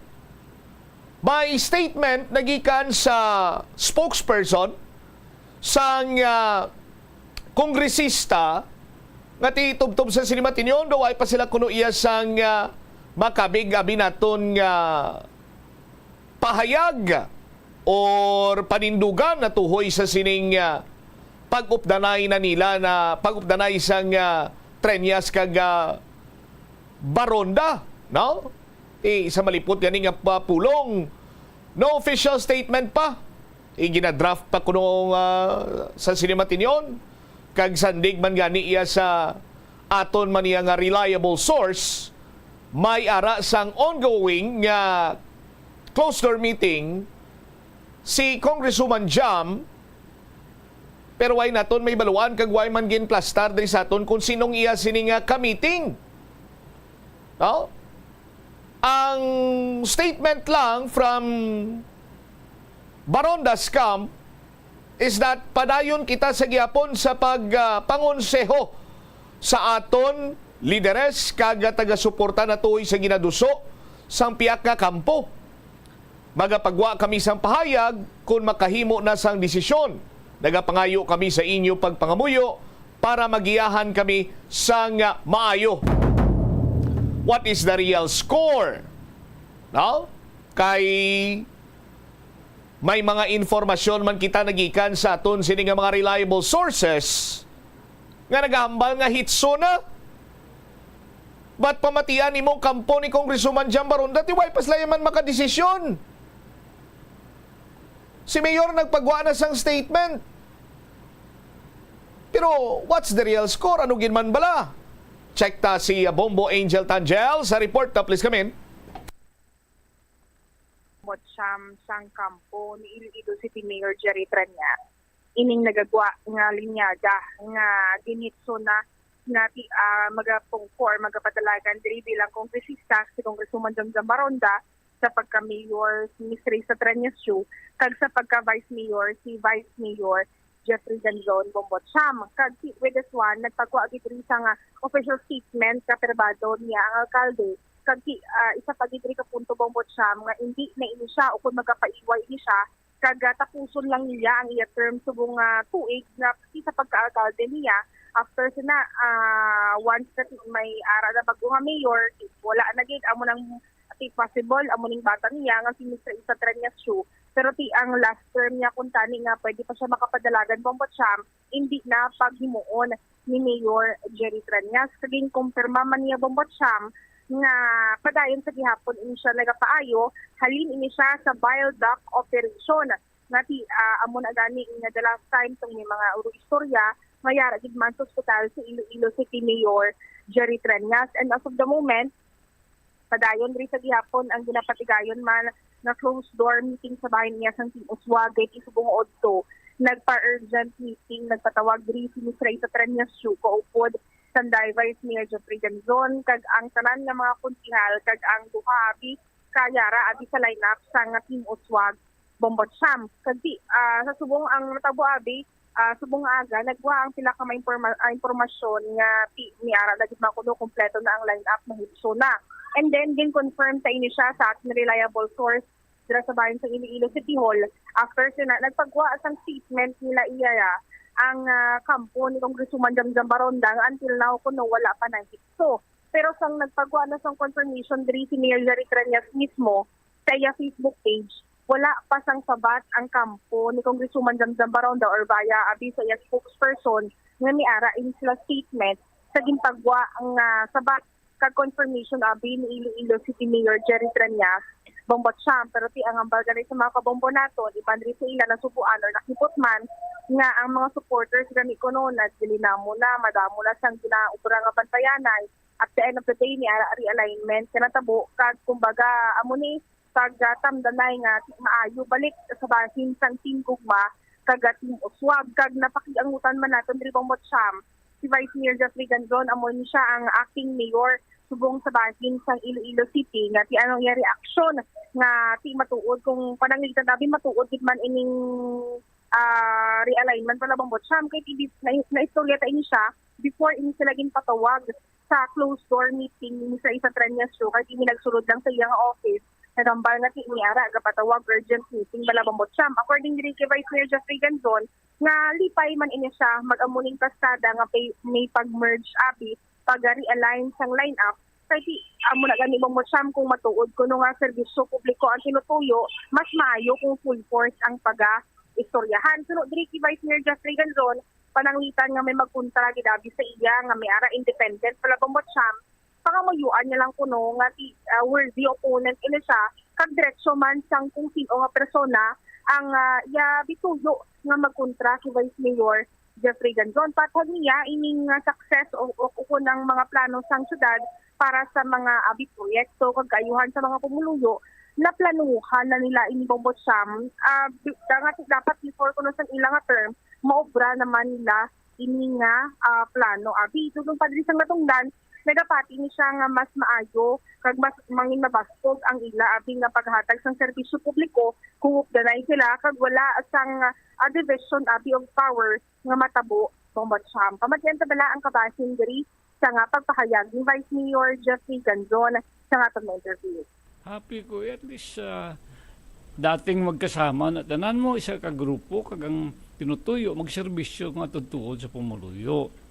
So lagi kunta simpo. May kontra gid man or wala ano ang obrahon mo sir? Kontra siya. Pagka Vice Mayor. Para ginapangamuyuan ko na nga kabay pa nga 40 opponent kag ila na i-respect ila na diretso kung may kontra man we have to respect free country diha mo basta ako yung akong policy wala lang ko yan negative campaign hindi ko yung mag-intra sa negative campaign kaya hindi ko na iyangayan. Vice, ikaw subong nga if ever gin man Vice ano ang ma-offer mo sa mga taga-syudad sang Iloilo this time for your last term abi as Vice Mayor Jeffrey Vice Mayor sir?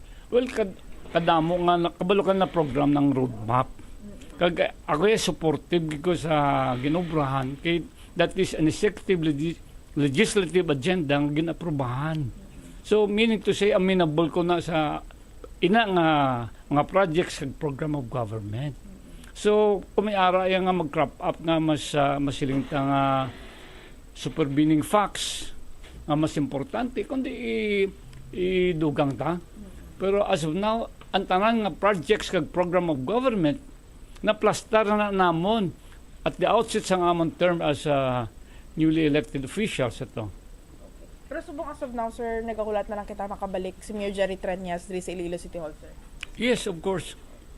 Being siyang head sang partido. Buti kabay pa nga magtawhay talang tinutuyo sa tanan, magserbisyo tutuod sa pamuluyo. Ano, sir, ang makita mo, sir, nga advantages kung mag-merge kin man tuod ang grupo, sir?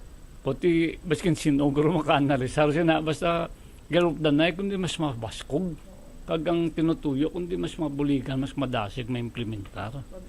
Public service, mga public servant. Mo. Siyempre, doon lang nga tawhay ang tanan. Wala sang kontraday, sir, no?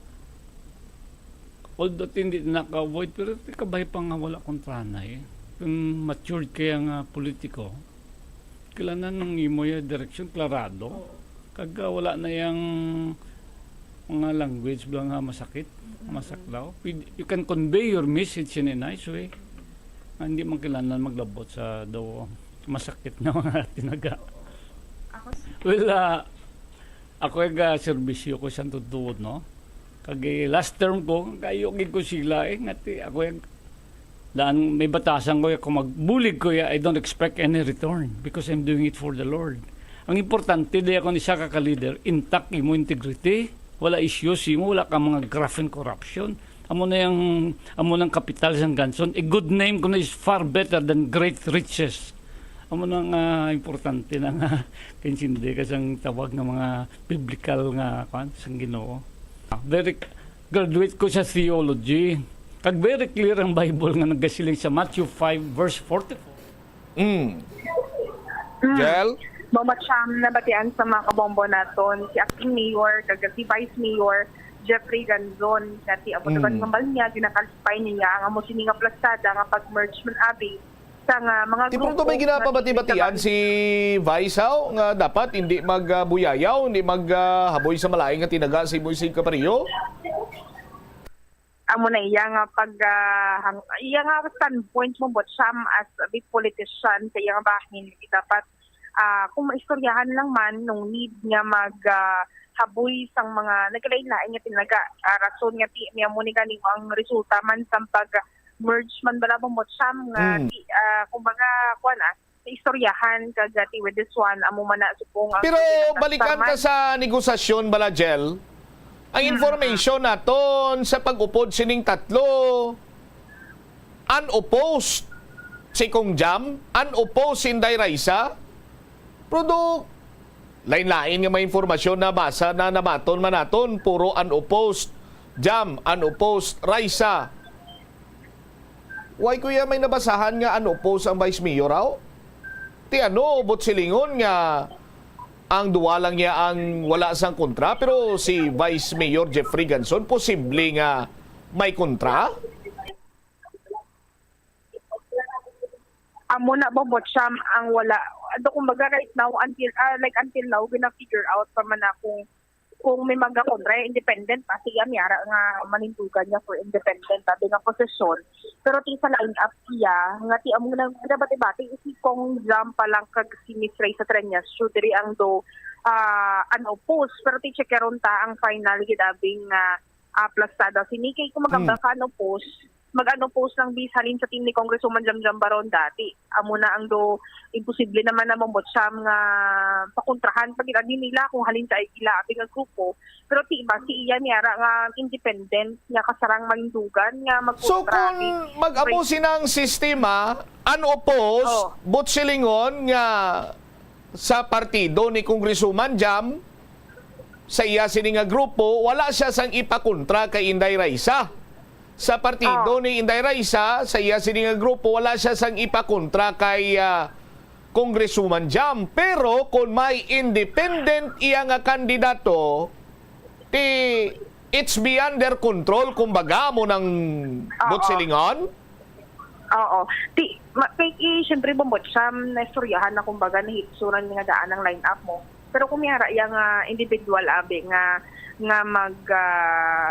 decidido abi nga mag-file ng COC niya magkontra sa anuman nga posisyon pagka-mayor o kung pagka-vice mayor, kung mag-out of control na adaan ni Congresswoman Jamjam Baronda, kahit independent siya bumot sa mga magapadalagan mo. Amo na ang doon nakita natin nga isa sa mga posible matabo.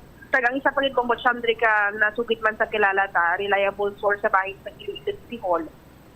Unopposed ang mayor, congresswoman, pero ang mga councilors nga sa both sides abi, pabunggoon gid sila ako ni bumot siyam. Maano sila? Ma-eleksyonon gid sila ya. Kay karon kung ibunggoon mo na sila karon ti do Dubula. budlay na. Din mo sila klase pang bunggoon mo na sila. Kaptan mo sila sa ang wala mo nga kapot, makapot sa ulo sang isa ka konsihal from sa team ni Congresswoman Jam, tapos may ganiton gaman to sa team ni Mayor Jerry, tapos bunggoon mo sila do eleksyonon sila iya, no? Paagi man sa eleksyon ni tanan kay may eleksyon tagani mo, pero may negosasyon ti wala lang sang may makontra. Oo, at kuan lang mo sama do as it is lang dugin may pabor kada isa sa laging tagaan pabor, pero ti with this one amo maning do medyo sadya kay ti medyo plot twist gid ni siya sa bahin sang pero kung lang taon na Tonjel, kung ang pagnegosyar nagikan gid man abi sa mga top officials, no? Particularly iniya bilang ginadiskusyonan, ginaistoryahan nato, no? Di bala ang nagwa sining naghalin nga negosasyon is from Speaker Martin Romualdez. Para gusto niya wala na sang binungguanay. Now, kung mag-amo sini Banwa, do ginapatay ni Speaker Romualdez, iniya lang niya, granting for the sake of discussion, kung mo nang gusto niya nga why na sang kinontrahan, ay ginapatay niya ang essence, ang importansya sang demokrasya. No? Ngati nagalabot na kita sa punto nga ginhungit tanayang mga pumuluyo nga why na sila sang pilian, amo na lang ni sila ang mga mangin leader naton.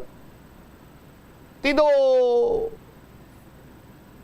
hindi man maayo mag-amo sini kiti kunyara kita sa democratic country, dapat ang freedom iya sa pagpili sa kung sino nga aton sini nga naluyagan nahamutan kag nakita naton iya nga mangin leader, now magapungko sa particular posisyon nga makahatag sa aton sa nga kayuhan. Ti may tagsa-tagsa man kita kinamataro nga magpili, pero ti kon amo sini karon Banwa nga daw ginahungit kita iya, ti daw hindi naman ini eksakto pa, daw ginapatay mo yang demokrasya kung ang kilala ko pa kagina pagka kita iya kag pagkabati iya sang amo sini nga impormasyon. Bala mo kung anong iyang reaksyon, Bumbo Angel? Ano Mama Cha? What is the meaning of this? We live in a democratic country. Oh my goodness. Sakto man ang punto mo sa. Kasi amo na ganing ang election nga ginatawag mo para ini Bumbo Angel granting for the sake of discussion, pero kon bala mo may mga impormasyon man kita nga nagasurulo di dayon nga may mga dalagko kag mga influential nga mga personalidad nga nagpatunga naman kuno gani iya para lamang nga mahitso. Ini nga mga influential nga mga personalities nga nagpatunga laban-laban sina dako man kag daw malapad man ang ila sini nga interes kung ang kilala ko pa ganiti, basi kung gakuro kinot man sila, imbes nga amot sila spiak to, amot pagin sila spiak di. Kunti, isa na lang ang aramutan, Jel. Kag tiyo mo na galing mong botsyam, para nga ti aside abi sa hindi magasto, wala sila sang dapat panigan bala. Kay basi iya may kinanglan sa piyak, kag may araman niya kinanglan negosasyon sa piyak, ti kung magpili sila sang isa, tinaipit yun sila at the end of the day kung may maperdi kag may madaog na kandidato. Mo lang do medyo isa sa mga ginalantang na kanya rason. Pero with this one bala ba mo siyam nga mo bala nga. Doya na iya ka bata pa yaon. Kung ang kilala ko pa sa 6th floor, kay mo yun, kay istorya, kay mo slapsag man. Oh. Naturalmente sa eleksyon may madaog, may mapirdi. Oh, kung hindi mo ya gusto mapirdi, hindi ka mag-intra, hindi ka magpadalagan, di ba? Taniya mo ng plasada blabong botsyam. Ay gani ginakibang si Mel Carrion ngay kadusi na ni nga padalaga no? Oh. Ay gani galibog ulo to ni Toto Mark Velasco to nga ay kapat yap lang kag before sa nagpile kita ay pa sa sang idol ya nga si Mel Carrion. Pero ang nakulbaan ko ya, nagpapili ya si Dadorgel. Sino? Ganito pilido ya Bumbudune Lopez. Atong duhuror to yablang sitwasyon niya nga ang mapasuspend sa akon, isumpa ko kamo. Oh. Ay, Sus Maria kagusip. Pamati lang ko to sa monitor ko gapon sa Facebook Live. Gambal ko yang siling ko, why ko daya labot, mama? Why ko daya labot, ha? Why ko daya labot, no? Basi madalata sa sumpa. Labod lay na? Jel?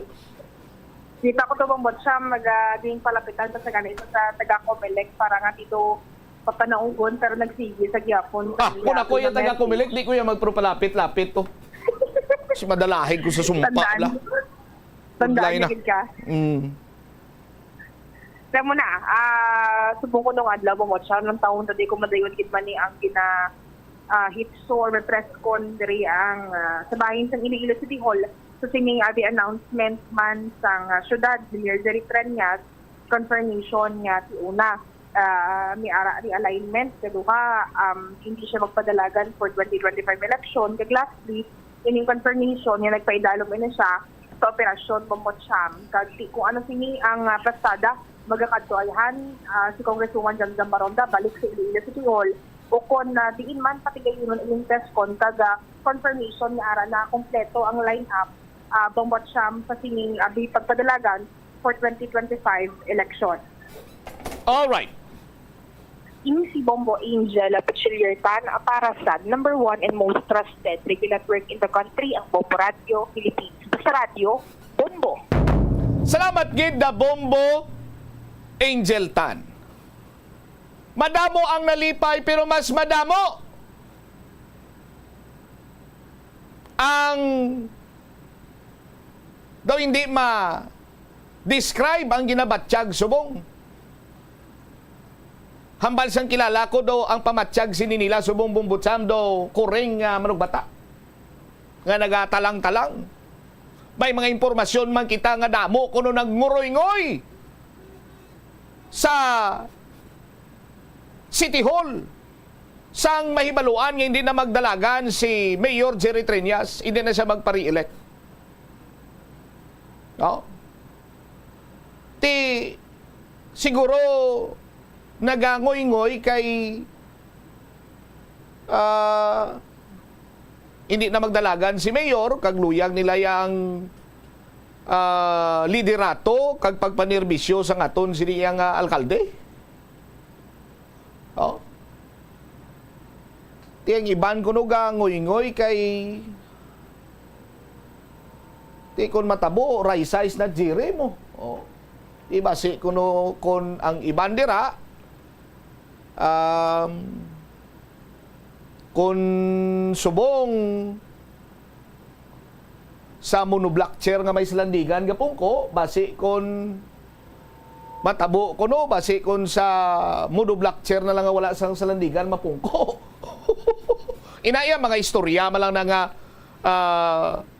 na kalabot diri sa aton. Pero kalabanan kuno banwati amo nay nasubuan sila. At the same time nalipay kiti Treñas man kuno gyapon pananglitan ang magapungko, no, bilang alkalde sa syudad sa Iloilo. Pero tikon ng taon imong sitwasyon, diba si kon sa Japon, blado hindi man mangin harmonious ang relationship pao. Kasubong na bala nga do ano ganin ang tawag sa iban sini nga mga pungsod bala kado pagpati ko sa India do mo nimo. Inang ginikanan mo yung nagapili kung sino imo yung pangasawon.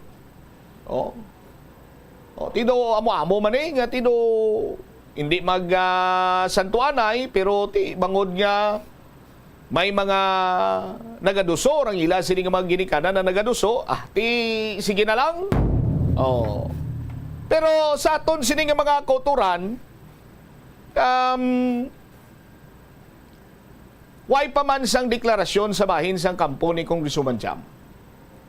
Although may ara na sang pagdiga iya sa kampo sang mga trenyas, pero ang pamangkot nga do kasubong iya nga may resistance. Sinugin man balang ginanigosyar dire ang mga trenyas or ang barunda. Kay as of this time, way pagigyapon sang confirmation nagikan sa kampo ni Congresswoman Jam. Nag-reach out man kita sa kay Congresswoman Jam mismo, no? Pero unavailable. Kag as per information, ongoing patubtob sa Sinimatinyon ang closed door meeting sa kongresista. Sa aton sinima kabumbo mo ni gani nga nagaburbalikin kundi bala bumbo melo kay basi kon maghambal bala nga okay na pwede na katawag kundi masinya santa kadadayon gani kita sa subong way gid ang ano diri ang nagasulurod diri sa akon mga hahaha huhuhu no. Amo na nagasulurod sa akon nga reaksyon nila sa latest development sa politika diri sa syudad sang Iloilo. Pero ang pamangkot sina diri pananglitan nga amugin man sini ang mangin plastada sang aton iyang mga lideres sa kagustuhan sang mga matag-as pagid nga lider sang pungsod da Pilipinas. Ikaw nga nagapamati, ikaw nga tumandok sang syudad sang Iloilo. No? Mangin maayo balaihan ang aton sini nga palabuton. No? Ikaw lang niya makasabat. No? Kag tagsa-tagsa kita yabanwa, ti mayara man sang kaugalingon kag kinamatarong kag personal nga opinyon. Ikon ako mamangkot sa imo kung amogin man ini silabi ang hatagan sa kay gayunan nga magpamuno, no? May maayo bala nga palabuton ang syudad sang Iloilo halin sa ila. Kung luyag mo nga mag-comment, pwede gid i-comment rin sa aton sini nga live kay hatagan ta sang chimpo karon ina sa aton man sini nga padayon nga pagpangalagan. Sa aton sini nga pagpanumbalik ka banwa. Miagaw Vice Mayor Dokmak napulan mabalik sa pagkalkalde matapos nga nag-file sa iya sini nga COC kag mabunggo gid siya kay Miagaw Mayor Richard Engineer Tatay Garin kag sa San Joaquin kuno mainit man tong sitwasyon no? Na nagbaisay kuno to ang nagapapili kay kontraman sa politika sang ni Mayor Ninfa Garin to. Istoryanta na sa aton sini nga pagpalayag diri sa Bomboanay sa Balikan ta pagkatapos sa pila ka importante nga mga impormasyon. The Farmers Bazaar, your traditional public market with the touch of Plazuela Dos, ang isa ka lugar nga gintukod sa tion kag sa kasagsagan sa COVID-19 pandemic. nga may tinutuyo nga maghatag sa imo sang safe marketing experience. Subong nga ang COVID-19 hindi na gid man dako nga pamahog kag nagapakadto na kita sa next normal. Rest assured nga ang Farmers Bazaar will further evolve agud nga magpadayon sa paghatag sa inyo sing satisfying marketing experience. The Farmers Bazaar. Sa lower level, tara na pahamtang ang fish, poultry, kag meat section.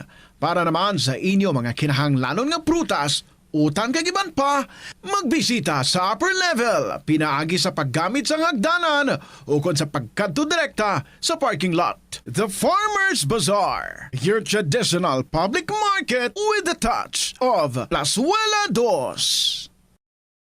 Plazuela de Iloilo Billboard of Activities for September 29 to October 5, 2024. Ang October 4 among first Friday of the month. Ini ang ika-12 nga promesa ni Jesus nga ginhambal pinaagi kay Sister Margaret Mary Alacoque para sa tanan nga mga devotees sang Sacred Heart of Jesus. I promise you, in the excessive mercy of my heart, nga ang akon all-powerful love ang igahatag sa tanan nga magabaton sang Holy Communion sa First Fridays sa siyam ka consecutive months, ang grasya sang final perseverance. They shall not die in my disgrace, nor without receiving the sacraments. Ang akon divine heart, amo ang ilang mangin safe refuge in this last moment. In line with this, ginaagdang tanan nga mag-attend ang First Friday Mass to honor the Sacred Heart of Jesus sa La Tolda sa October 4. Mag-aumpisa alas 5:30 sa hapon. After a long absence, ang Binhi Band ang excited kag puno sang energy para maghatag sa inyo sang one great rock entertainment sa concert at the Plaza. Blasting of alas 6 sa gabi sa October 5, Sabado. Sa tiyon sa musical show, napulo ka mga matahom nga Plazuela de Iloilo Special Edition Mags kag madamo pa nga iban ang iga-paraffle sa mga suki sa Plazuela de Iloilo. Sa October 6, Domingo, ginaagdang tanan nga mangin kabahin sang Eucharistic celebration nga pagkahiwaton sa La Tolda sa mga adlaw alas 11 sang aga. Sa tion sang Holy Mass, pangayoon naton sa Ginoo nga magpadala siya sang madamo nga mga anghel agud pahumuko ng tagipusoon sa mga lideres sang conflicting nations para madasig nga magpanumbalik ang global peace. Plazuela de Iloilo, we remain to be one with you in a common hope for a better community and a progressive country in 2024. Sa aroma kag soothing feeling sa pag-inom sang tea, ang rason sang kadamaan nga paborito nga imnon ang tea. Suno kay Ansley Hill, registered dietitian sa Western Oregon sa Estados Unidos, ang mas sobra 3-4 katasa nga pag-inom sang tea sa isa ka adlaw ang makadala sang hindi maayong nga epekto sa lawas. Kinahanglan nga moderate intake lang sa tanan nga ilimnon agod ma-achieve ang healthy living. Mas nanamian bala ikaw magtuon sa balay ipaanggid sa eskwelahan nga madamo ang tawo? Isa ka panugyan para epektibo ang pagtuon sa balay, amo ang pagpangita sa designated area agud nga matiniran kung ikaw nagasulat, nagabasa o kung nag-review. Pwede man nga lamesa sa kusina o kung sa desk sa guwa sang inyo nga balay, pero hindi gid maghigda sa imo nga katre samtang nagatuon. Inibagod nagakatemtar gid ikaw nga magpiyong-piyong, tubtub nga dalayon na ikaw nga matulugan. Siguraduha man nga malimpyo kag organisado ang lugar nga imo ginatun-an. Ini nga pahanumdom ang ginadulong sa imo sang the #1 and most trusted radio network in the country, Bombo Radio Philippines. Basta Radio Bombo! Yari nga mga epektibo nga pamaagi agud mapabilin nga safe ang pagkaon sa imo pamilya. Lutoon sa maayong pagkaon, ilabi na ang karne, manok, itlog, kag mga seafoods. Sa pagluto sa mga pagkaon nga may sabaw o konsarsa, pabukalan, kag paturon nga nagalabot ini sa 70 degrees Celsius ang temperatura. Bago kaunon, initon sang husto ang mga nabilin nga mga pagkaon o konsudan. Taguon ang pagkaon sa husto nga temperatura. Hindi pag-ibilin ang naluto nga pagkaon sa ordinaryo nga temperatura sa sulod sang 2 ka oras. Ibutang gilayon sa refrigerator ang luto nga pagkaon kag mga pagkaon nga madasig mapanos. Ipabiling nga mainit o kung masobra sa temperatura nga 60 degrees Celsius ang luto nga pagkaon bago ini ihanda sa imo pamilya. Hindi pagtaguon sa madugay ang pagkaon mangin sa refrigerator. Ini nga pahanumdom ang ginadulong sa imo sang the #1 and most trusted radio network in the country, Bombo Radio Philippines. Basta Radio! Bombo! Yari ang mga household level fire safety measures nga dapat tandaan agud makalikaw sa sunog sa balay. Hindi magbutang o kung magtipon sang flammable substance o kung chemical nga makatugas ang sunog sa kusina o kung sa sulod sang balay. Ipalayo man sa mga kabataan ang pospro kag lighters. Patya ang kalayo kag baga matapos ang pagluto sa kusina. Siguraduhon nga wala nagasungaw kag pirmi limpyuhan ang mga kerosene kag gas stoves. Tandaan, ang paglikaw sa sunog sa sulod sa balay, responsibilidad sang bilog nga pamilya. Paano bala mahibaloan ang isa ka impormasyon nga nagapatalang o kung sala? Una, i-check gid ang source kung sa diin inihalin. Kung ang impormasyon halin sa reputable news outlet, makit-an ini sa ilang website. Ikaduha, i-check ang petsa sang gin-publish ang impormasyon o kung ang article. Ikatatlo, i-check ang detalye sang impormasyon. Basta hagid ang bugos nga istorya bangod posible nga ang detalye ang malayo katama sa nakabutang sa headlines. Mag-fact check. Kon kaisa, bangod sa imo nga kaakig, stress kag disappointment sa kabuhi, nagadesisyon kamo nga wala ninyo ginapalibugan kag ginapadalman. Gani likawi nga maghimo sang desisyon kon ikaw ang akig. Hatagi sang oras ang imo nga kaugalingon, bangod ang imo nga first idea ang hindi mo man kon kaisa makabig nga best idea. Makabulig man nga magpangayo sang perspektibo sa ibang nga tawo, ilabi na kon siya ang nagapangatubang man sang kaangay nga sitwasyon sa ilang nga kabuhi. Kun ang desisyon nga imo ginhimo ang wala nangin madalagon, hindi napagbasulon ang kaugalingon. Ang pinakaunang international bank sa luwasang Manila ginbuksan sa Iloilo sadtong 1883. Iniamo ang Hong Kong and Shanghai Banking Corporation o kun HSBC. Tuig 1875 sang una nagbukas ang branch sa bangko sa Binondo, Manila. Kag April 2, 1883 sang nabuksan ang una nga sangay sini sa Iloilo. Una nga nagtanyag ang bangko sa mga financial services nga nagpasanyog pa sa industriya sang kalamay sa pungsod. Kag sang ulihin nag-finance man ini sa pagtukod sa mga railways. Naghatag man ini sang ayuda sa mga negosyante nga Ilonggo nga sulod sa import kag export industry. Agud makalikaw sa food poisoning o kung paglain sang tiyan, sundo ng ining mga pahanumdom sa pagpreparar sa mga pagkaon kag ilimnon. Manghugas ang kamot kag ipabili ng katinlo antes kag pagkatapos ang paghimos. Kung nagamasakit, likawan ang pagpreparar sang pagkaon para sa iban. Siguraduhon nga naluto sang husto ang pagkaon. Kung mahimo, kauno ng pagkaon samtang mainit pa. Siguraduhon ang katinlo sang pagkaon agud ang selebrasyon mangin mas malipayon.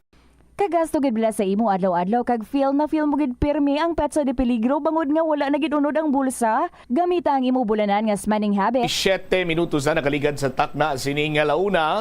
Balik na diri sa pagpangalagad sa bombohanay sa udto sa DYFM Bombo Radio Iloilo. Standby sa kay Bombo Lindsay Bade. Halin iya sa syudad mapamiyag-aw kita. Kay si Doc Mac Napulan to ang Vice Mayor Bla. Nag-file na to sa iya sininga Certificate of Candidacy. Kag ang iya sininga ginfilean amo iya ang pagka-alkalde sa Banwa. Subot silingon, may kasumpong dira si Mayor Richard Garin, si Engineer Tatay. Check tabla ang latest with Bombo Lindsay Bade.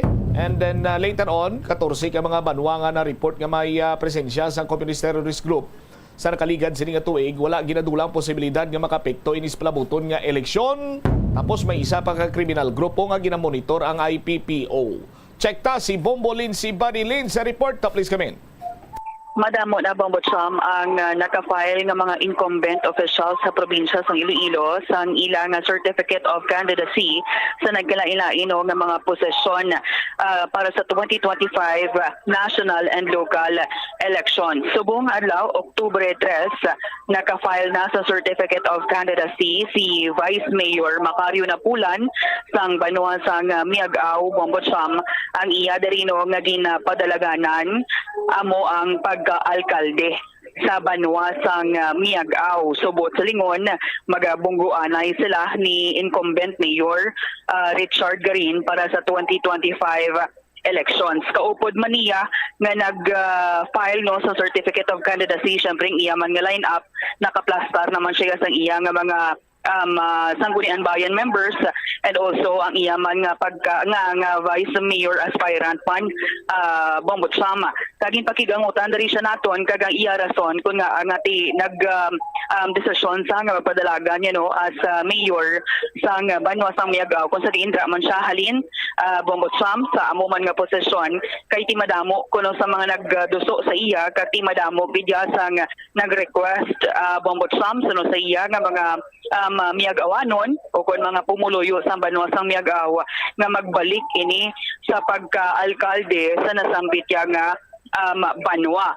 Ang nag-abot sa iyang information nga ting iya man manging kasumpong ang incumbent mayor si Mayor Richard Green pero tugtog subong wala pa inino naka-file sang iyang certificate of candidacy sa pagka-alkalde sa nasambit nga Banwa Bongbot Sam. So ang pagpadalagan ni Vice Mayor Macario Napulan as mayor sa Banwa sang Miagao among sa idalom Bongbot Sam sang Liberal Party.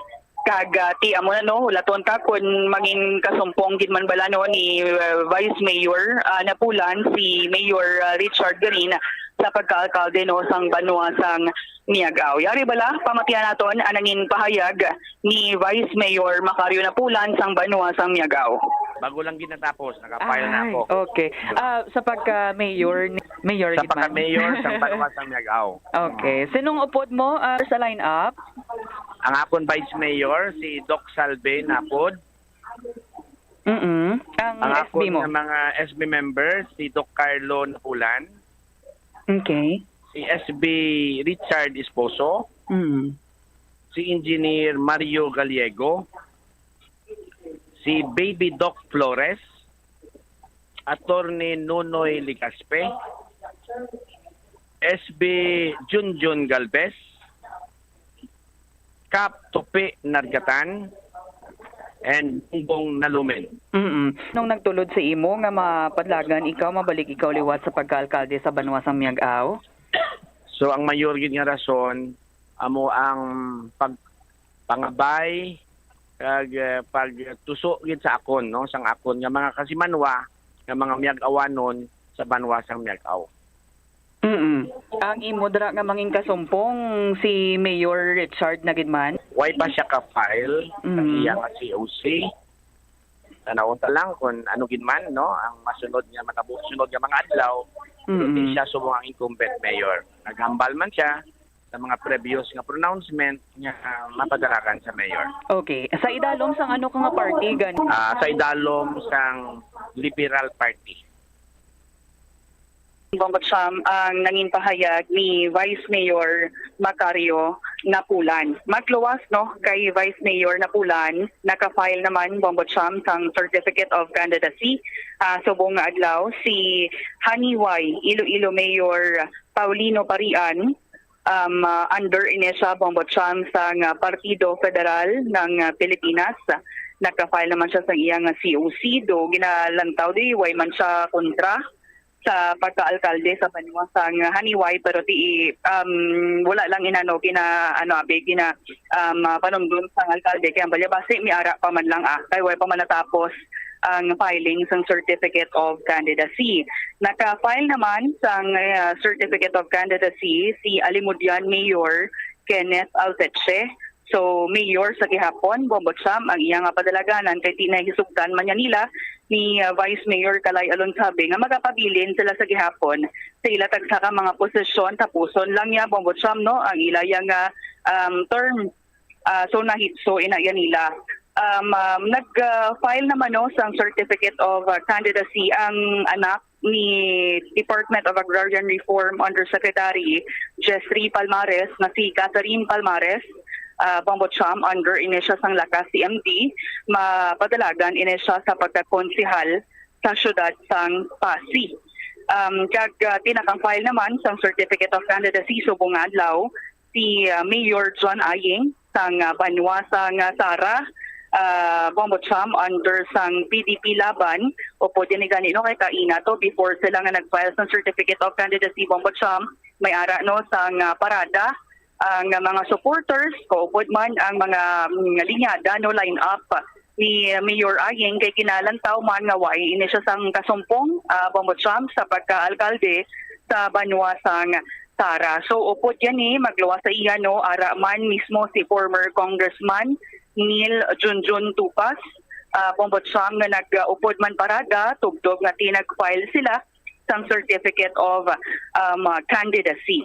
Magluwas kay Mayor John Ayeng sang Banwasang Sara kahapon October 2 gin-confirm diri sa aton nga si former Mayor Ray Grabato sang Banwasang Mina ang nag-file naman sang iyang certificate of candidacy. Siya ang magabulos or siya ang magatalo sa iyang asawa nga si incumbent Mayor Lydia Grabato. So Mayor sa gihapon ang iyan nga padalaganan Bombotsam siya ni ang magabunggo kay Teodoro Camarista amo ning iyang kasumpong-subong nga 2025 elections.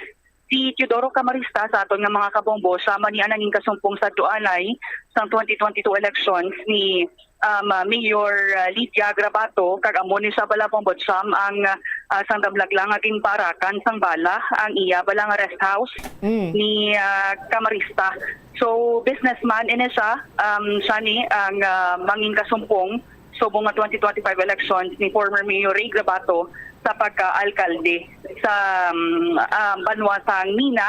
Gamay lang man actually ang votes mo sang 2022 bala. Gamay lang ang votes dari nga niya nga abanse ni Mayor Lydia Grabato to mga around 600 lang gid ka mga boto sang 2022. Bombotsam. So lang tawon ta na ako na nung mga development pan sa palabuton nga 2025 national and local election. So far, Bombotsam amon ang ining mga incumbent officials kag mga former officials nag-file sa buong adlaw pero may oras pa kay alas 5 pa sa hapon magatakop ang filing sa certificate of candidacy ang ginapaabot nga ma-file kung tani sa mataas na posisyon sa probinsya sang Iloilo. Wala anay na dayon subong adlaw Bombotsam sa personal reason man niya nga tiway siya naka-file sang iyang certificate of candidacy because nag-inform naman siya actually sa Komisyon ng Eleksyon sa nagigad na subong tani no October 3 ma-file siya sang iya COC pero wala madayon subong adlaw Bombotsam. All right. Ini si Bombo Lindsay Ermitanyo Bade para sa the number 1 and most trusted radio network in the country in Bombo Radio Philippines, Basta Radio. Bombo! Salamat kid na Bombo Lindsay Bade sa imong sining follow-up report.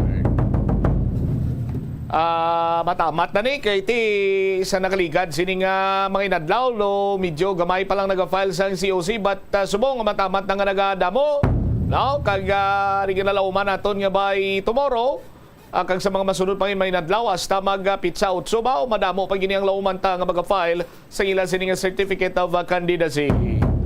47 minutos na nakaligad sa takna sining alauna. Check ko na this time balita ni Bombo Jomar Villa. What's the latest sa sining nagluntad sining pagpamatay kag pagpanghimulos sa banwa iya sang Sara Iloilo. Kay napatay diri ang 40 anyos nga biktima, nalugusan ang minor de edad nga hinablos siya sini.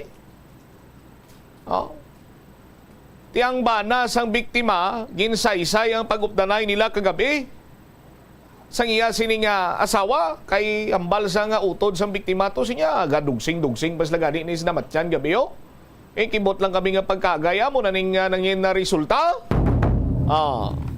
I-check naton si Bombo Jomar Villa sa yaman sining follow-up report. Kasunod sang madulong kag subong man masubo sining sitwasyon sa bahin karon sa pamilya to nga muning nadangatan sa ila sining mahimata. Jom sa report please come in. Sa side dire karon Bombotsam sang anay bana ni Grace Asiwagan Fortaleza nga nakaupdanay pa sila kagabi sa balay sa ilang sining mata man nga nagtaliwan adra sa may barangay Arante sa din natabo man ang insidente nga pagpatay sa nasambit karon niya nga biktima si Grace kag upod sining hinablos ang nagakatulog sa ilang sining balay kung sa dinti golpe lang ni nagsulod ang suspect ang ginapahid nag-agi ito siya sa may bintana kay dito ginhimo ang pagpatay sa nasambit karon nga biktima samtang ang ining 17 years old ang ginapahayag nga ginhimuslan sang nasambit karon nga suspect no. Bangod nga ligob dulong padre no ang bahin karon sa nga kapulisan kay mismo ang ining 17 years old hindi sinima identify no kung sino gito ang nagpatay sa yan siningatiya kay at the same time naghimulo sa iya datay bangod nga nakasuksok ini sang bayo nga ginpigot sa iya siningulo nga kasubong ang itsura na lang gid ang mata na lang gid ang kitaon bubutan at the same time way sang suga kay ti patay nagakatulog sila hindi ya ma-itsurahan na picture out ang itsura gid sang suspitsado. So isa diri sa pakigangutan naton ang mga kaupod no sang sining biktima antes tabo ya ang krimen kay ang information di gabi atos las na matyan digin na palut mangkot at tunto kung sino to mga tawo nga mga ara dito kag di naka-istorya sini no. Isa diri sa pakigangutan naton ang iya sini nga anay bana kay do mga duwa na tuig ngayon sila ang nagabulaganay pero ang ilasin niya nga pag tabod no sa ilasin nga bata kay may bata ni sa bilog amo na ginasuportara nila no? Pero ang aluyo sa sining bata dito sa sining amay sa lalaki bumutsam kagabi dito man sila upod sila to sa matyan nami man kuno istorya to gani kay do nagadulog sing man to si Grace no kag ang sining bana dito sa Benasambit karon yang lugar kag mismo ang mga pumuluyo nga makatestify nga waya sang may ginbaisan abi no ang ining si Grace kag ang yan sining anay bana bumutsam kay kahapon kon kagabi istorya na imla kuno sila kag mo na kon ano man tong ila sining nga gin ano abi no gin do nagadurdog sing makuno sila to mo suno man tos pumuluyo sa palibot at the same time amo man ang panaysayon sang iyan sining bana nga si Gilberto Fortaleza duga sila sa tungdan nakibot siya no sang natabo kay kina mga alas 2 sa natabo ni mga pasta to 3 PM AM gintawag siya dito sa balay nila nga mo natabo sa sinisawati pag-abot sa kuno kita yan na way na sang kabuhi no way na sa nagahulag unconscious kag wasak ang nawala nga porsyon sang iya sining ulo.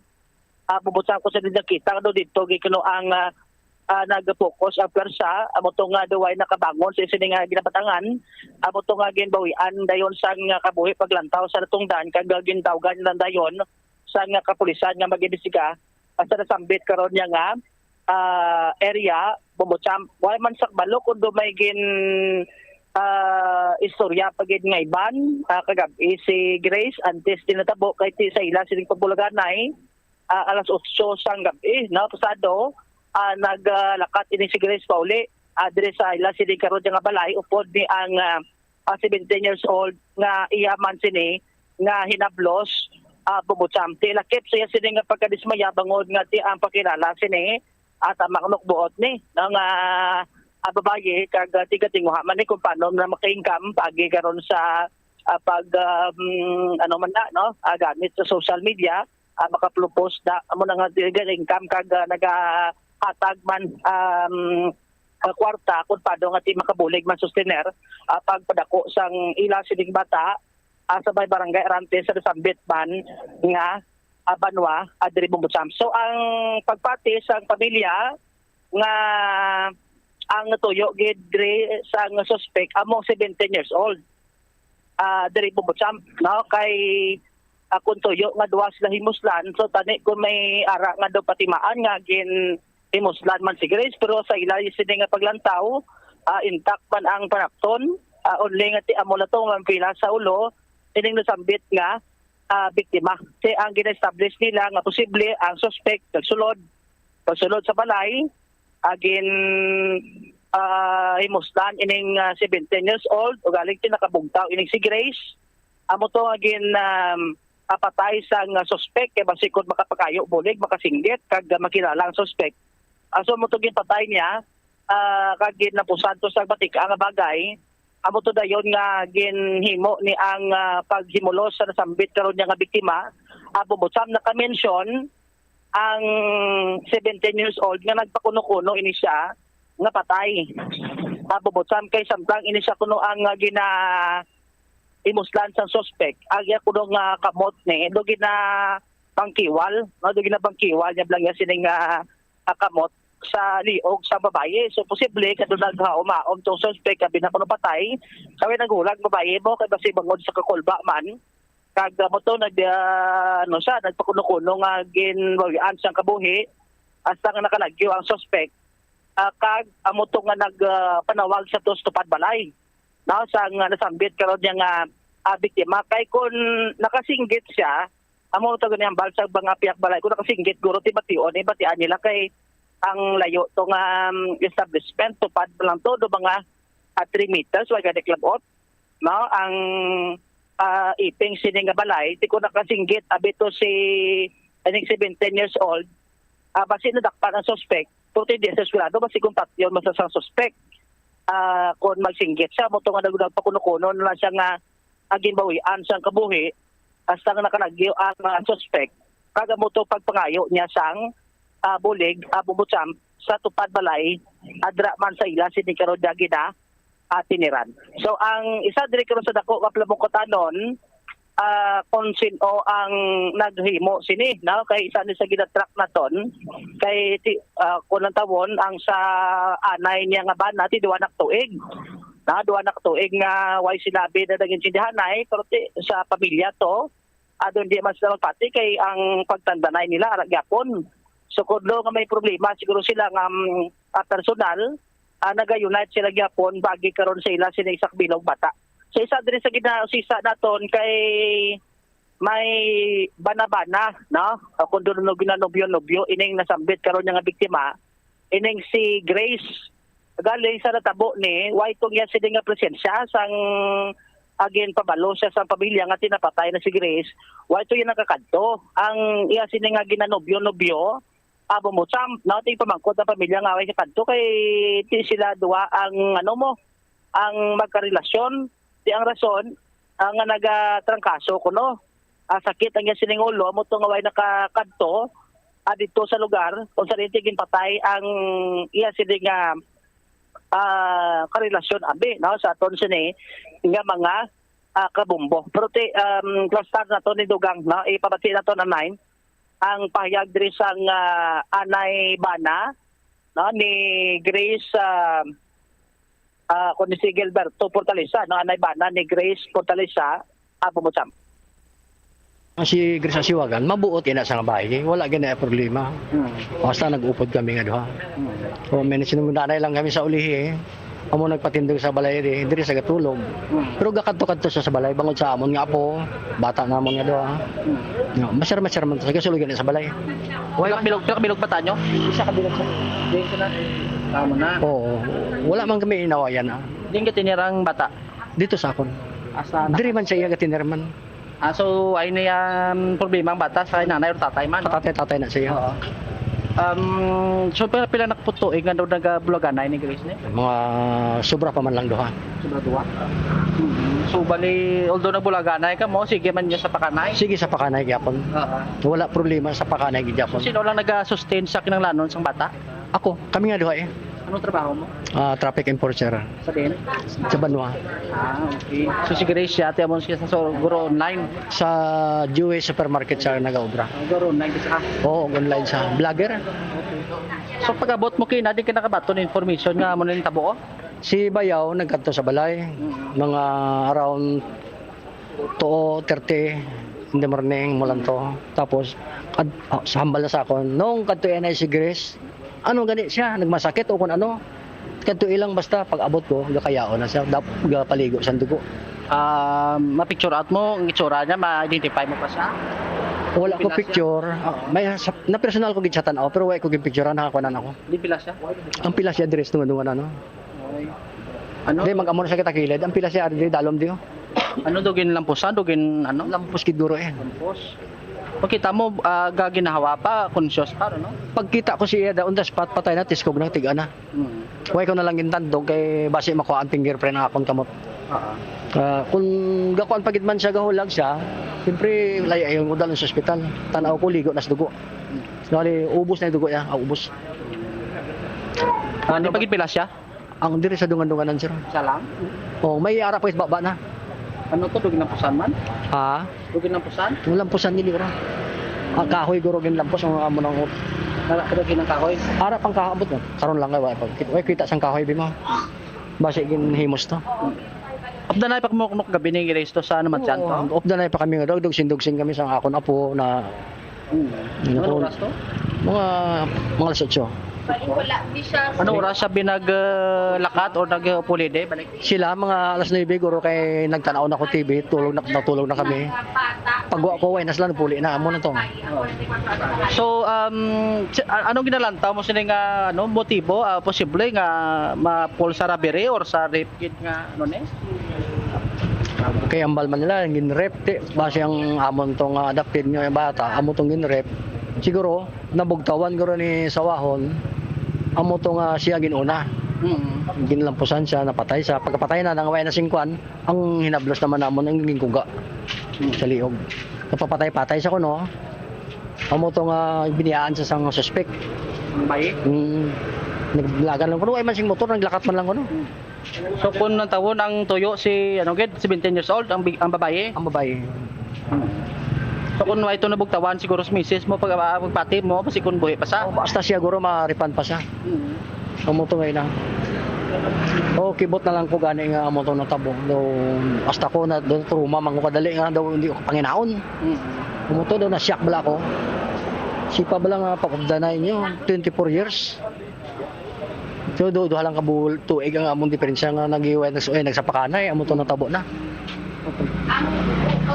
Do may nonobyo kuno si Grace Subong? Way ko kabalo sir, hindi man ko kay way man ko kakita. Oo. Kung nakita ko wala man.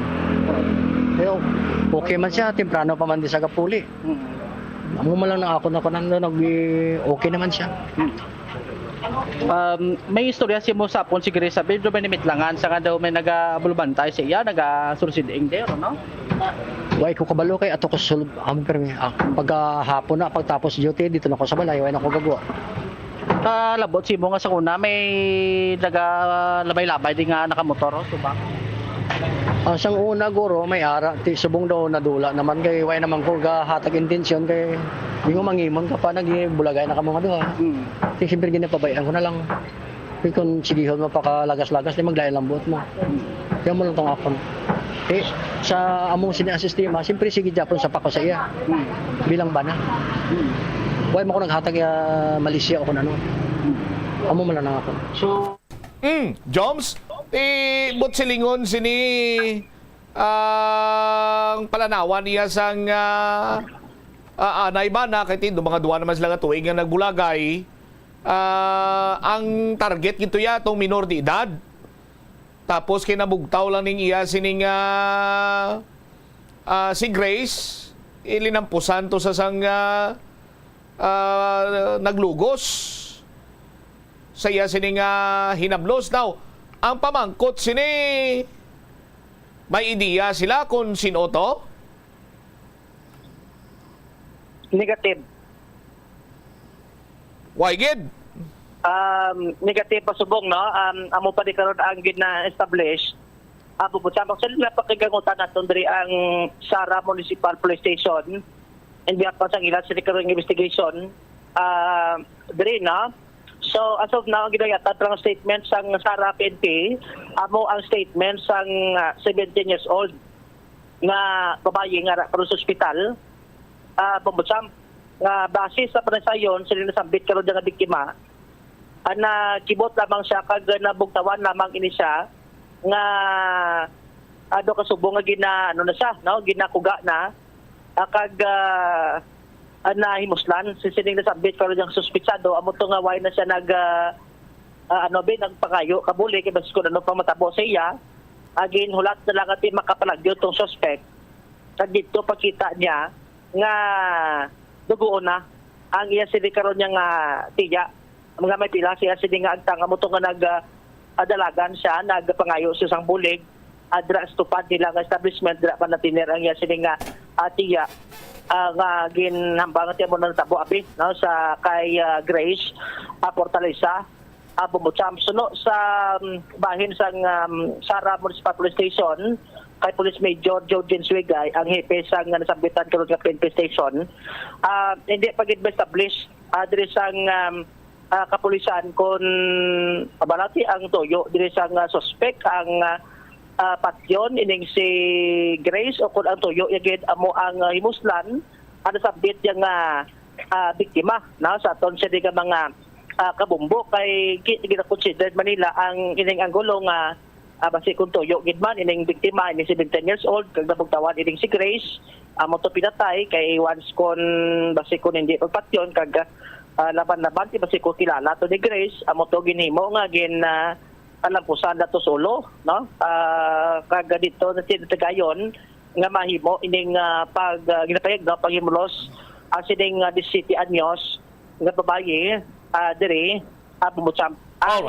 Ang gulo ti ginalantaw diri sa kapulisan open pa sila no i-check pa nila sa pamilya kung wala may conflict or sa relasyon sa biktima kay may information man ngayon 17 years old nga daw may mga blobarkada no ti verify pa ni basi kung may mga kakilala to or nagkakulukonsunada bisiya sa eskwelahan samtang ini siya ang naga-eskwela Bumbutsam. At the same time sa bahin sa Lambunaw PNP station dili pa gid nila ma-establish diri kabugusan kay sa subong ongoing investigation kay ang ilang sila nga napakigangutan pa lang ining 17 years old nga nasambit karon nga biktima ngon ni ang survivor kag ang makabigman karon nga witness sa sila sambit nga insidente Bumbutsam.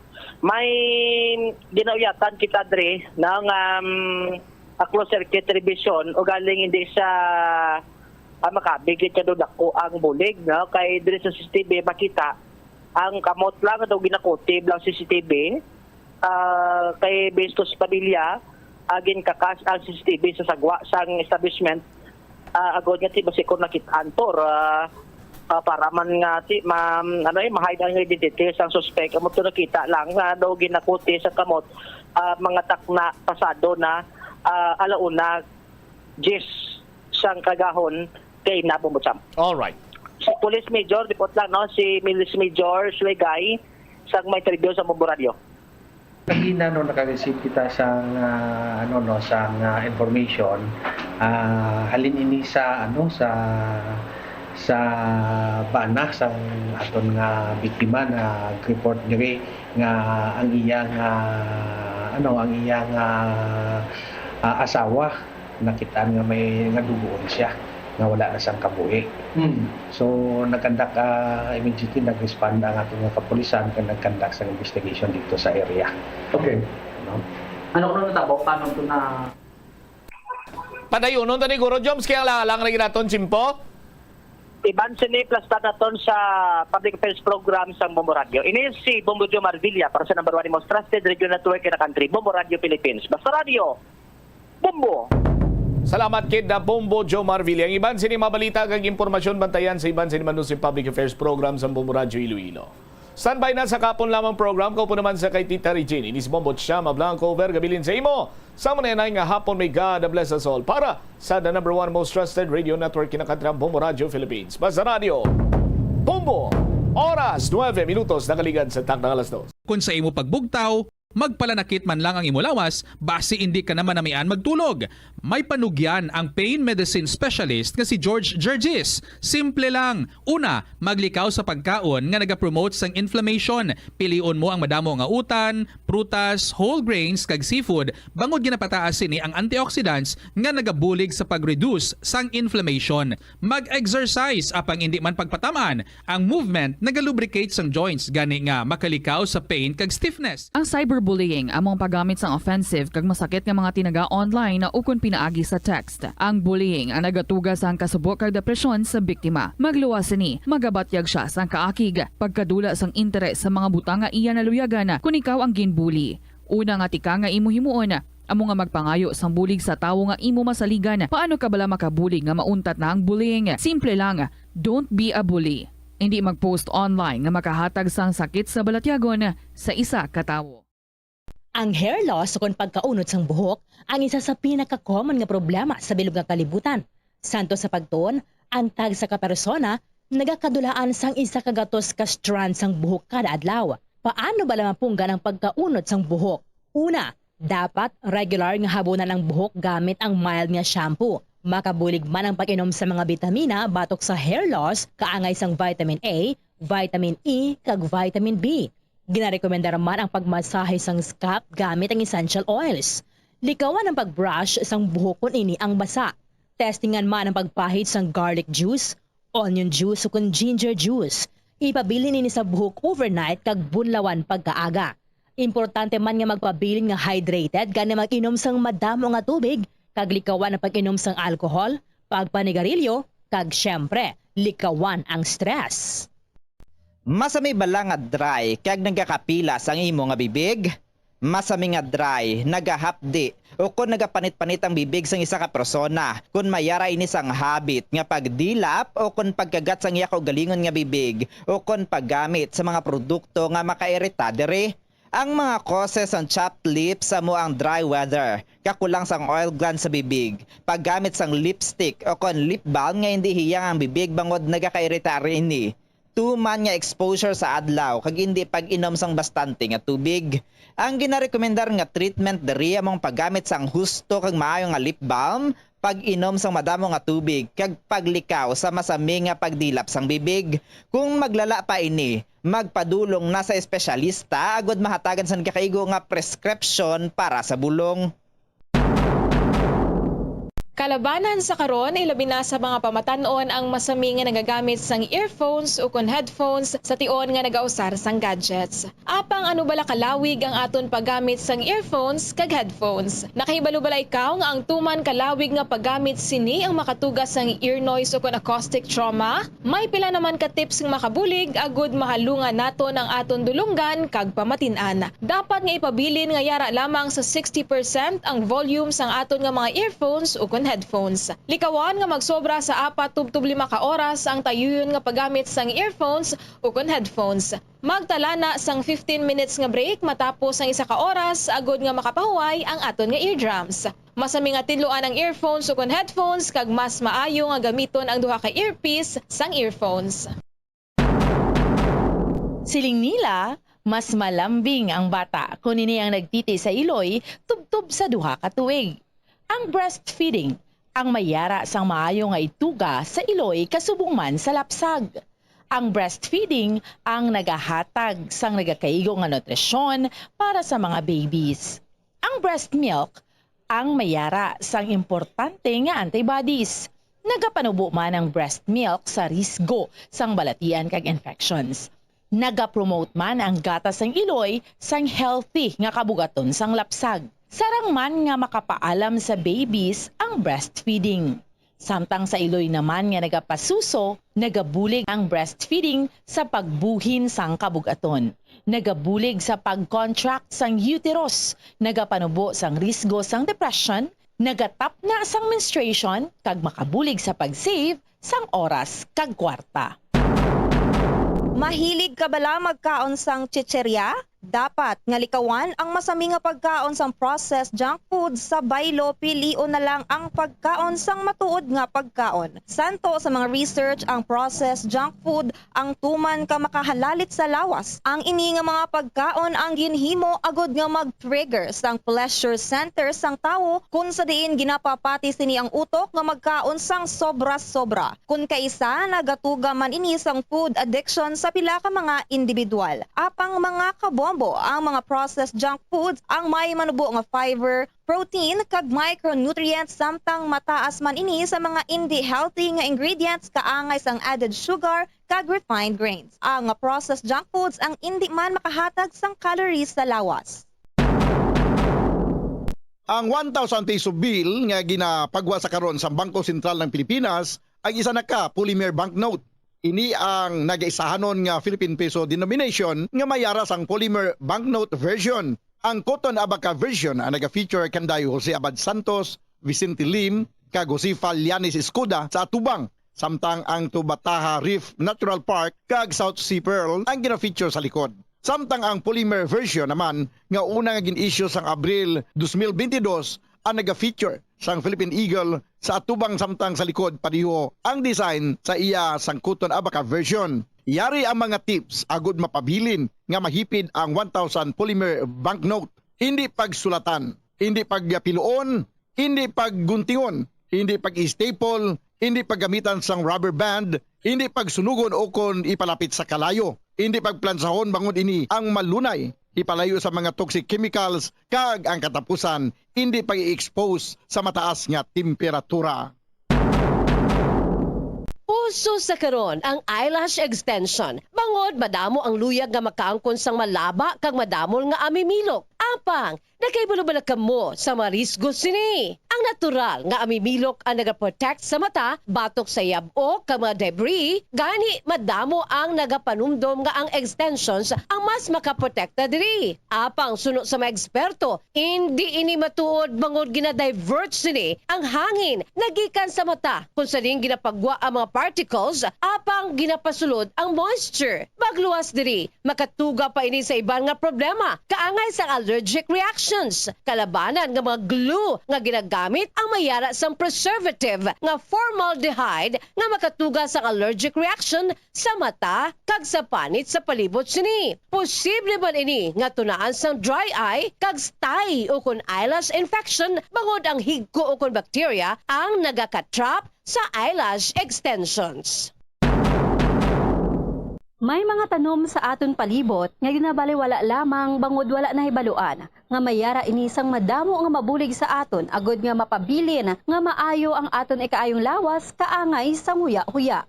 Ang huya-huya ang scientifically kilala bilang Mimosa pudica kag ginatawag man nga touch-me-not plant. Ang ini nga tanom ang mayara sang madamo nga health benefits.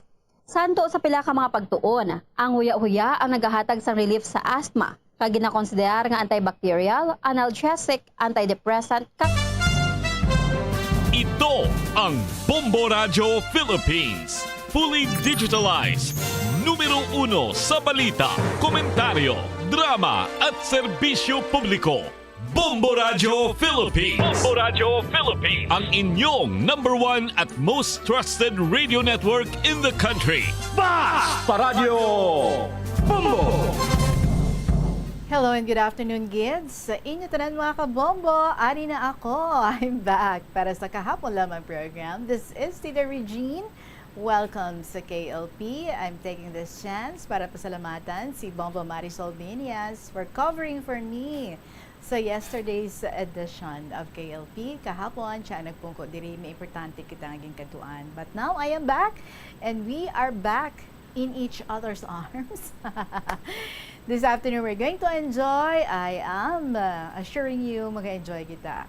Mga beautiful stories once again, nagikan sa aton nga mga letter senders. And to those nga liyag man, no, may interest man, nga mag-share sa ilang mga istorya, anytime nga may tiyempo ka mo or find time to sit down and then isulat ninyo ang inyong mga kasaysayan the way you would tell a friend. Amo lang nakasimple.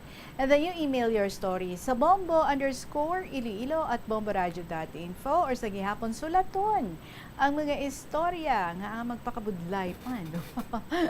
Pwede malang sulaton, pwede gid, and then ipadala sa kahapon lamang program. DYFM, Bombo Radio, Iloilo, Sky City Tower, Mapa Street, Iloilo City.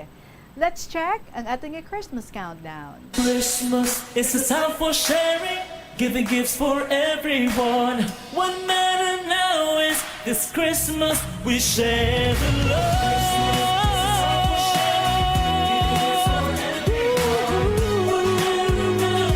This Christmas we share the love.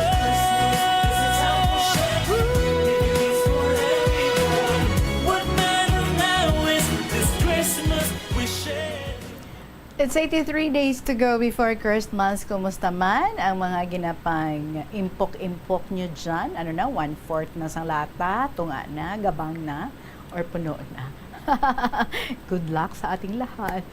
Anyway, it's 18 minutes after 2 o'clock, mga kabombo. And here's our song for you. Sa Sininga Hapon, this is from Jerry May Orgasan. MU. Good afternoon. This is Tita Regine. Yari na ang KLP.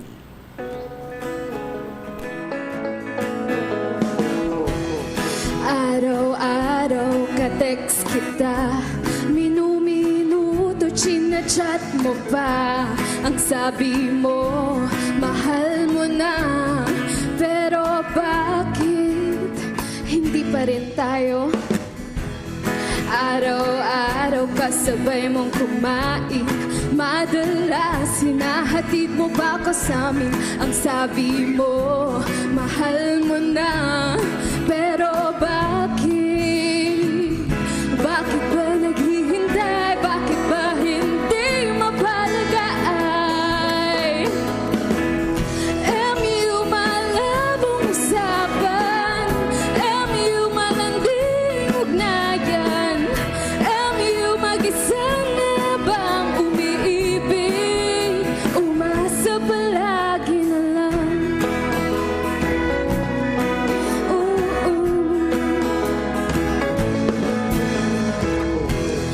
Bakit ba nagsiselos pag may kasama kang iba?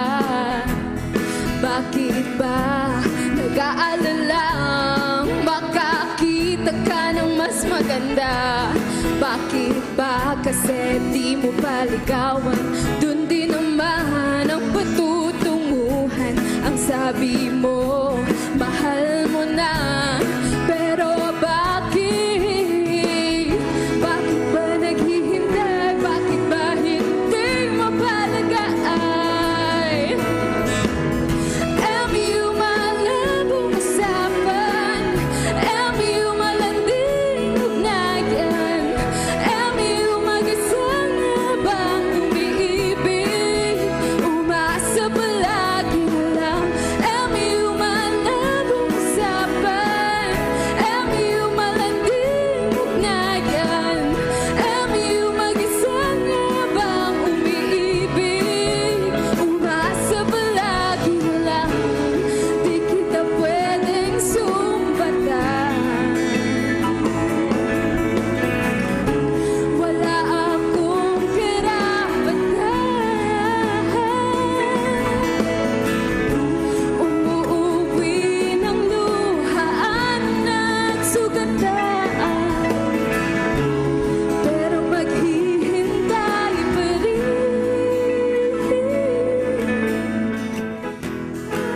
Malabong usapan, malanding ugnayan, mag-isa nga bang umiibig? Malabong usapan, malanding ugnayan, mag-isa nga bang umiibig? Umasa palagi na lang, palagi na lang, palagi na lang. Ay nako, ano ba? Malabo pa rin ba ang usapan? Mag-isip-isip ka na, Day. 2:21 in the afternoon. Arin din ako ay mag-isip-isip pa. Mag-diretso na ko basa sa ating mga istorya for today as I welcome you again. Diri sa KLP with Tita Regine. Today is October 3, a beautiful Thursday. Ari ang sulat ni RT Style. Dear Tita Regine.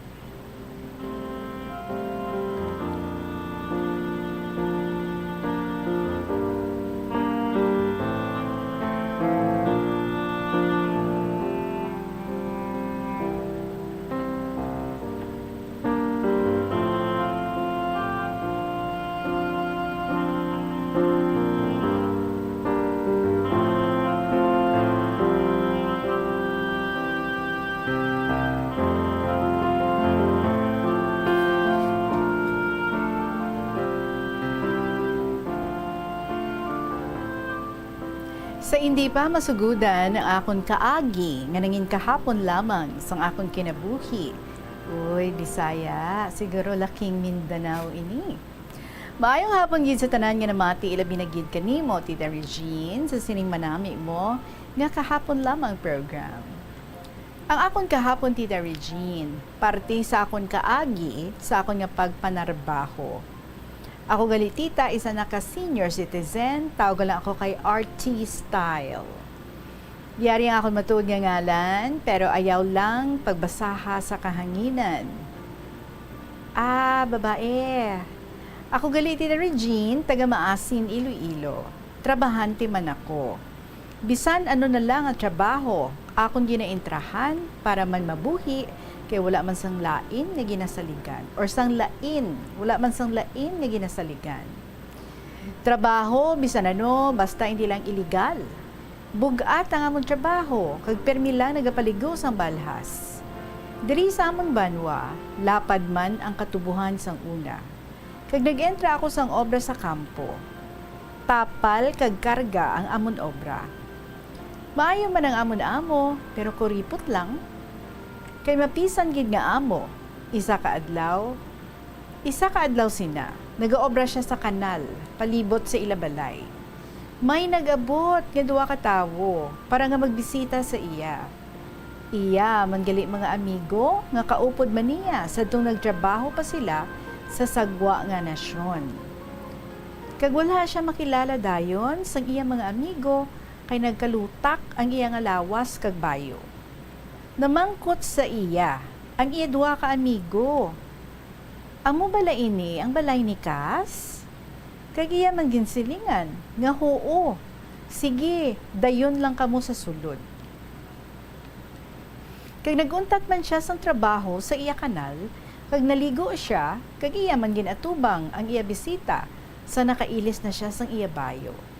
Pero wala gid sila makahibalo nga siya man to ang ila na agihan nga nagakanal. Kami naman padayon sa amon trabaho. 3 ka bilog ang iya bagon nga ginakargahan.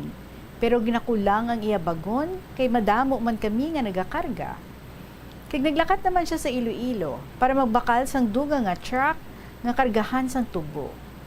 May auto man siya, pero nagsakay lang siya sa jeep nga nagabiyahe sa Iloilo. Hindi siya mahibalaan nga manggaranon, kaya ang iya bayo, maong nga daan na, ang delargo maong man, kaya ang maong sang una, suksukon lang ina nga bayo sa mga manug-obra sa uma. Hindi na pareho sa subong nga kung makamaong ka, sikat na kay urig. Ang iya bayo nga maong, may gisi pagid. Ang iya delargo maong, may gisi. Ang iya kalo nga buri guro ni, no? Pero buri, may gisi pagid. Di wala pagid sa sapatos o kung tsinelas, nagatiniil lang. Kag nagdala sang libon nga buri, kag daan na, kag may gisi pa. Kag may sudlod ini nga kwarta sa idalom. Sampawan niya sang utanon kag uling sa ibabaw. Sakay siya sa jeep, ipatong pa iya tiil sa pulungkuan. Magtupong ang iya tuhod sa iyang sulang. Pagabot sa Iloilo, nalipatan niya pagid ang iyang libon sa terminal. Dili niya yun, no? Sa may Valeria, ang terminal sa una, kag iya man balikan, kag yara lang gihapon ang iya nga libon. Iya ginkuha kag naglakat pa kadto sa Balaligyaan para magbakal sang truck. Dayon niya tanaw-tanaw sang truck, kag namangkot siya sa sales boy. Pilang baligya ninyo sini? Ginsabat siya sang sales boy. Hindi ka makasarang sinanong. Pero namangkot gid siya. Pilagid bala ang baligya ninyo, kay mabakal ako. Tanaw-tanaw siya sang sales boy, ibabaw ipaidalong. Daw hindi magpati, nga abi mabakal sang truck, kay tibisang tsinelas gani wala. Kag may mga gisi pa ang bayo nga maong. Kag presyohan lang siya sang barato, kay abi hindi kasarang. Abi nila hindi kasarang magbakal sang amo nga truck. Pero iya ginadto ang counter para bayaran ng amo nga truck. Iya ginbutang ang libon nga buri, kag iya ginkuha ang utanon, kag ang uling nga nasulod sa libon nga buri, kag ang sa idalom, kwarta na ang iya ginkuha. Nagsiga gid ang mga mata sa nakakita didto sa counter nga daw hindi sila makapati. Bisan kami, kay nakaupod man panahon nga ato. Believe gid ako sa akon amo. Kay iya ginbayaran ng amo nga truck, kag siya pa ang nag-drive sa pagpauli. Kabahin sa akong trabaho, bugat, kakatul, kag halos ka naligo sang balhas. Amo, nga naghuna-huna naman ako sa pagpangita sang iba naman nga obra. Kag naglakat naman ako sa Mindanao. Kaglain naman ang akong trabaho. Kaglain-lain man ang ako na eksperyensyahan sa mga pagpanrabaho dira sa akon amo nga naagihan. Nag-obra naman ako sa punong. Bugat ang trabaho, init kagulan ang akong ginaantos. May amo pagid nga hindi ko ayuhon pagbalanse pinaagi sa income sang imo ginabantayan nga punong, may balaan ko lang nga iya ako gindayaan. Talagsa lang ang agi, mauntat dayon ako, kag mangita naman ako sang lain nga obra. Sang akon pag-obra, may ara naman nga nagkuha sa akon para patrabahoon, kag ginkuha naman ako sang taga Cagayan de Oro, magbantay sang ila punong. Kag nagsapol kami, parti sa pamaagi. 10% kami sa lukon, kag 20% sa arot. Ang arot nga ini, alimango, isda, pasayan, kag isa ka sako nga bugas, ang libre sa isa ka bulan. Kung makaubos ka sa duha ka sako nga bugas sa isa ka bulan, kundi may utang nga isa ka sako, kaisa lang ang libre. Kag nag-ayo ang akon asawa, nga mautang kami sang kwarta, kay malapit na lang fiesta sa amon barangay. Kaiyatan ni ikapital sa pagtinda-tinda. Kag iya kami, ginpatawag. Di lang ha. Abi ko babae ni. Pero kung sa bagay, nung ibang gambal asawa, garefer ba na or asawa. Anyway, sige. Siling ko sa akong asawa, kwarta na siguro ini, nga aton ginaayo. So pag-abot namon, ginsilingan dayon kami. Nga dako kuno ang amon kaon. Kay makaubos kuno kami sa duha ka sako, sulod sa isa ka bulan. Palakaon kuno kami. Kag nagbalik naman na lang kami sa amon nga obra, kag wala na lang kami mag-ayo sa amon amo sang bugas o kwarta. Nangutang na lang kami sang bugas sa Tiangge, sang akon nga kilala diri sa amon nga lugar. Pag-abot sa 3 ka bulan, harvest na sang punong nga amon ginabantayan. Dako ang akon income, 400 pesos, ginkuhaan sang expenses. Kag sa net income, ang amon 10%, 40,000. Ang amon expenses, 360,000 ang net income. Kag naporsyentuhan kami sang 36,000, wala labot sa arot. Nagbayad man siya, pero daw nakanugunan maghatag, kay dako kuno ang amon nga sobra. Dako ang amon sobra, kay hindi man sila magpautang bisan bugas. Kag sang pagkahunas sang harvest, naghalin naman kami. Kagingkuha naman ako sang mayor sang amon nga banwa bilang bantay sang ilang nga punong. So bisan diin ako nagaobra, may mga lista gid ako, parte sa akong trabaho, kag sa akong utang. Kag sang pag-harvest sina, gina-coincide ko ang amon nga record sa income kag ang amon utang. Okay ang amon amo, kay bisan ano ang amon kuhaon, hatag man dayon. Kag ginpakita sang amon amo ang iya lista. Nagsiling siya, amo ini ang imo utang pare. Okay. So lalaki. So lain to, basi kay ang ngalan niya, A ang punta. So I guess O na to siguro. Okay, so lalaki ha, kay 50 pare. So amo ini ang imo utang pare. Kumpare ko ang mayor nga akon amo kay ti maninoy sang akon bata. So nagsiling siya sa akon, abi ang imo lista, tiambal ko yaring akon record sang akon utang. Dako ang diferensya, kulang ang lista sang akon utang. Tinagsiling ang akon amo nga mayor, ang imo na lang lista ang aton nga sundon pare. Siling ko huo kayang akon lista nakuha ko gid ini. Kag sugod sadto, wala na naglista ang akon amo nga mayor sang akon utang, mga income kag mga expenses. Pagkasunod harvest, nagsiling ang akon amo, Tagain na kami sang imo balanse, pare. Daw nabaliskad ang amon pagkahimtangan. Ako naman, nga isa lang kasulugoon ang magbalanse sa amo, do nahuya man ako. Kag akon man sila ginbalansehan. Siling ko, amo ining aton nga gross income, amo ining aton expenses, kag amo ining aton net income. Kag amo manini ang akon nga utang, kag iniman ang akon sobra.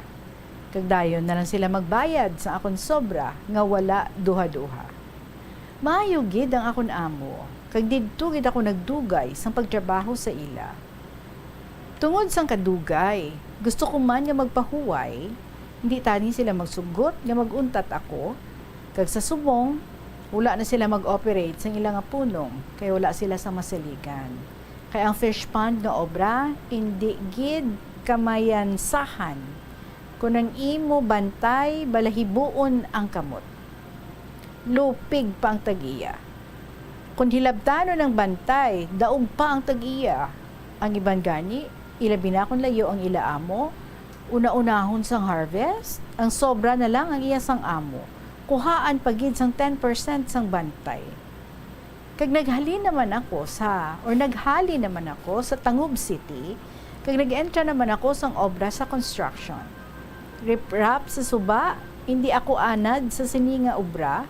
Kung interesado lang ka, makahibalo gid ikaw. Tita Regine, hindi pagitani magpa-entra ang iba nga trabahante sa akon, kitigulang na ako, 67 years old na ako. Kag siling nila, basi kuno matumba ako kung magtrabaho. Tuod man, Tita Regine, bugat gid ang obra. Kag dalagko man ang mga bato nga imo hakuton. Halin sa aga, tubtub maghapon. Bisan kapulo mo pugaan ang imo bayo sang balhas. Bisan tigulang na ako, madasig man ako mag-obra. Makahibalo na ako sang tanan nga pamaagi sa pag-obra. Kag naguntat ang amon leader sa obra nga entra sa admin. Kay perdi ko no ang pakyawan. Maintra man tani ako sa admin, pero may mga requirements. Siling ko sa foreman. Kung pakyawan, wala sang requirements. Siling niya wala. Siling ko, pakyaw na lang ko. Kag may duha ako kaupod nga practicing. Ako ang filer sang bato. Sila nga duha manughakot sang bato. Pagkasabado, amo ang balanse. Kag tag 1,000 pesos ang amon adlaw. 6,000 ang amon semana. Nagasiling ang foreman, madasig mag-ubrang tigulang. Pagkasunod adlaw, nangita ang engineer. Di na tong tigulang nga madasig mag-ubra. Siling sang iban, yara man. Ganahan ang engineer sa amon, kay madasig kami mag-obra. 3 kami. Ang amon upod nga isa, college graduate kuno siya, pero hindi makahibalo magkwenta sa amon obra nga cubic meter. Ay nagapatudlo pa sa akon. 0.35 ang damol, X sa high, kag X sa long, para mabalaan ang cubic meter. Ti ako gid ang nagadala sang amon lista sang obra. Tita Regine, ginabinuangan lang ako sang iban, kay ako lang ang tigulang nga nagaobra didto. Nagsiling sila nga ti, madala ni tatay ini. Nagatatay sila sa akon. Gintudlo nila ang bato nga dako pa sa karabaw. Estimate ko, bisan na pulo sila, hindi gid kadala. Siling ko, dako manina nga bato nga inyo ipadala sa akon, pero pasaligon ko, dalon ko ina nga bato nga daw karabaw. Ihatod ko pa ina sa malayo nga bukid. Do hindi sila magpati. Sa pagkamatuod, hindi ako makadala sang amo nga bato, pero akon lang sila ginaideyahan sang istorya. Siling ko, sige, sugalin ninyo, bisan pila, kasdan ko ang inyo sugal. Kay ihatod ko ang ina nga bato didto sa malayo nga bukid. Taga-ulong-ulong ang ilaulo, kay doon hindi magpati. Wala man sila nagsugal.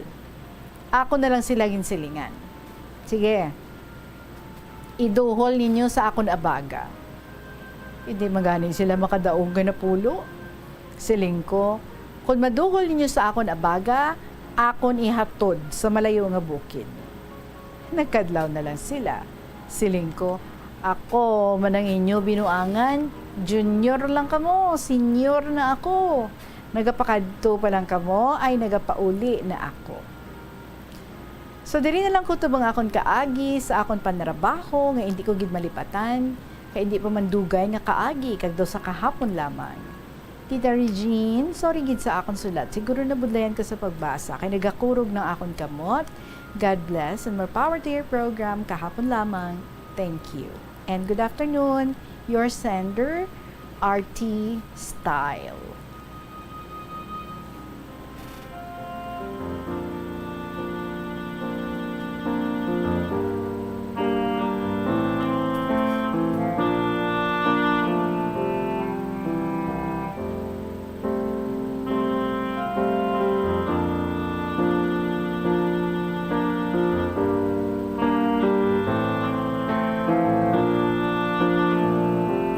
Well, RT Style, kung panarbaho lang ang paghahambalan, daw sila pa no?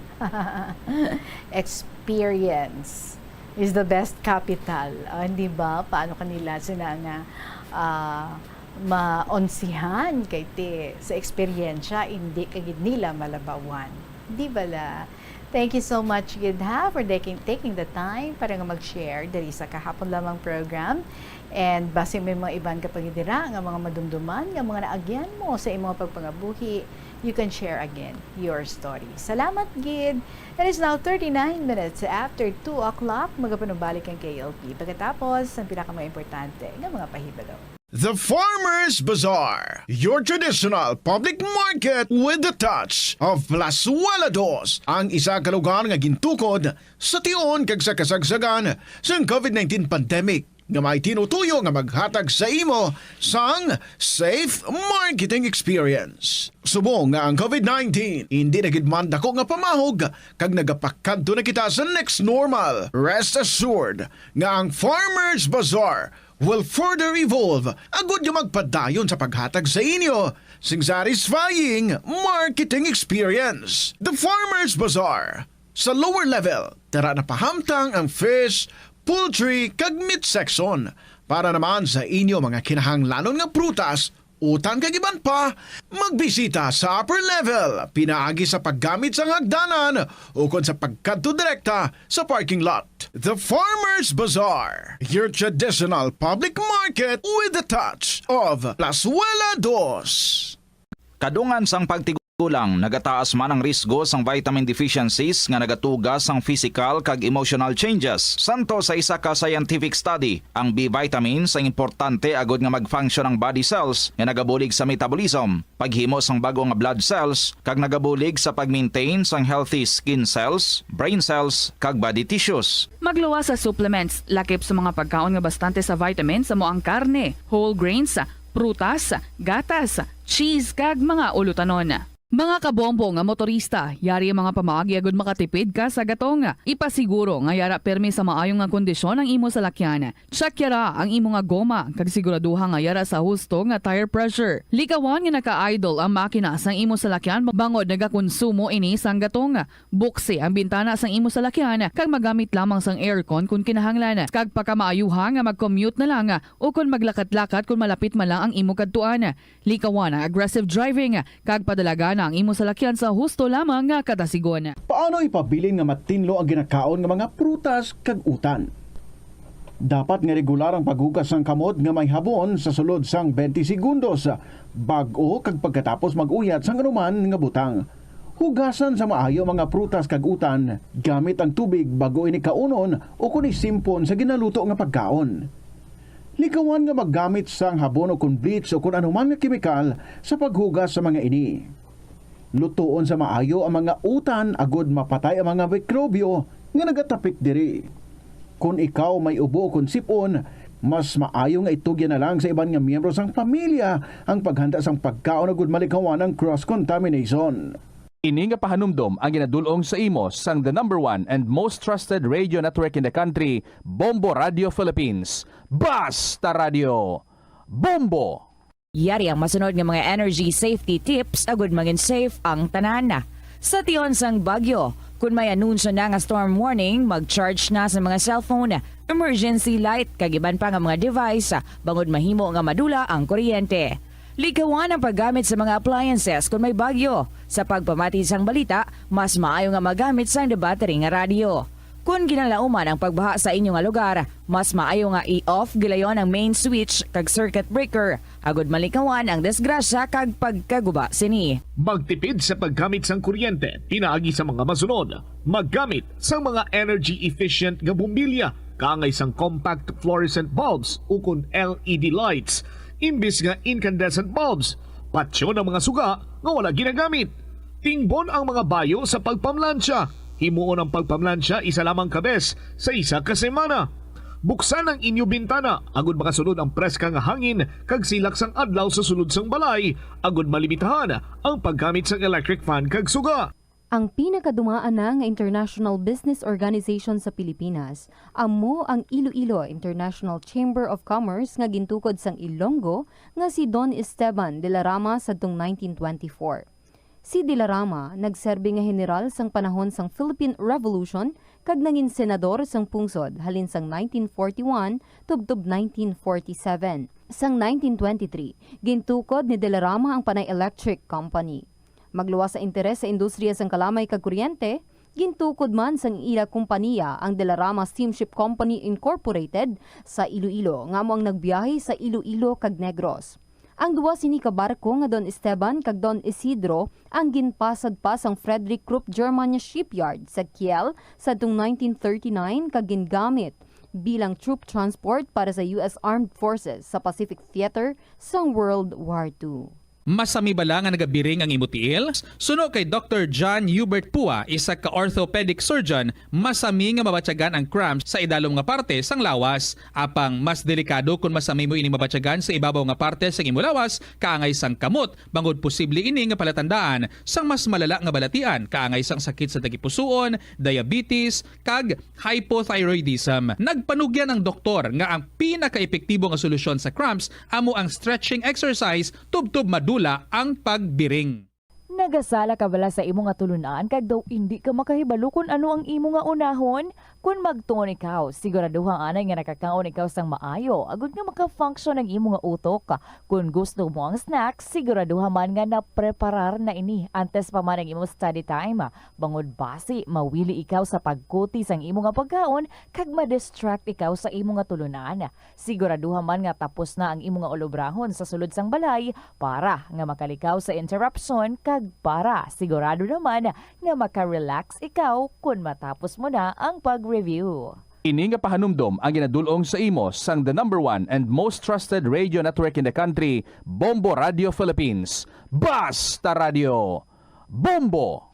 Gabulig sa paglikaw sa nanuhay tuay nga balatian ang simple nga pagkaon sang citrus fruits kaangay sang pomelo nga puno sang powerful immune boosting antioxidant. Ang pomelo ang puno man sang lycopene, isa ka anti-inflammatory, anti-aging antioxidant nga nagapanami isang supat. Ang duga naman sang panit kag dahon sang pomelo ang natukiban nga makapatay sang cancer cells kag nagapalikaw sa paglapta sini sandig sa test tube studies. Sa kasakuon sa mga ginikanan subong, tumalagsahon na lang kamo nagaupod bisan magkaon. Apang bisan anuman kun tani nga kasakuon sang miyembro sang pamilya, hatagi gid sang oras nga kamo makaupdanay sa kalanan o kun makalagaw kun wala sang trabaho. Kun nagaplano sa aktibidad Diri sa KLP and uy, may nagbabalik din. Si Rico sa 2nd District. Dear Tita Regine.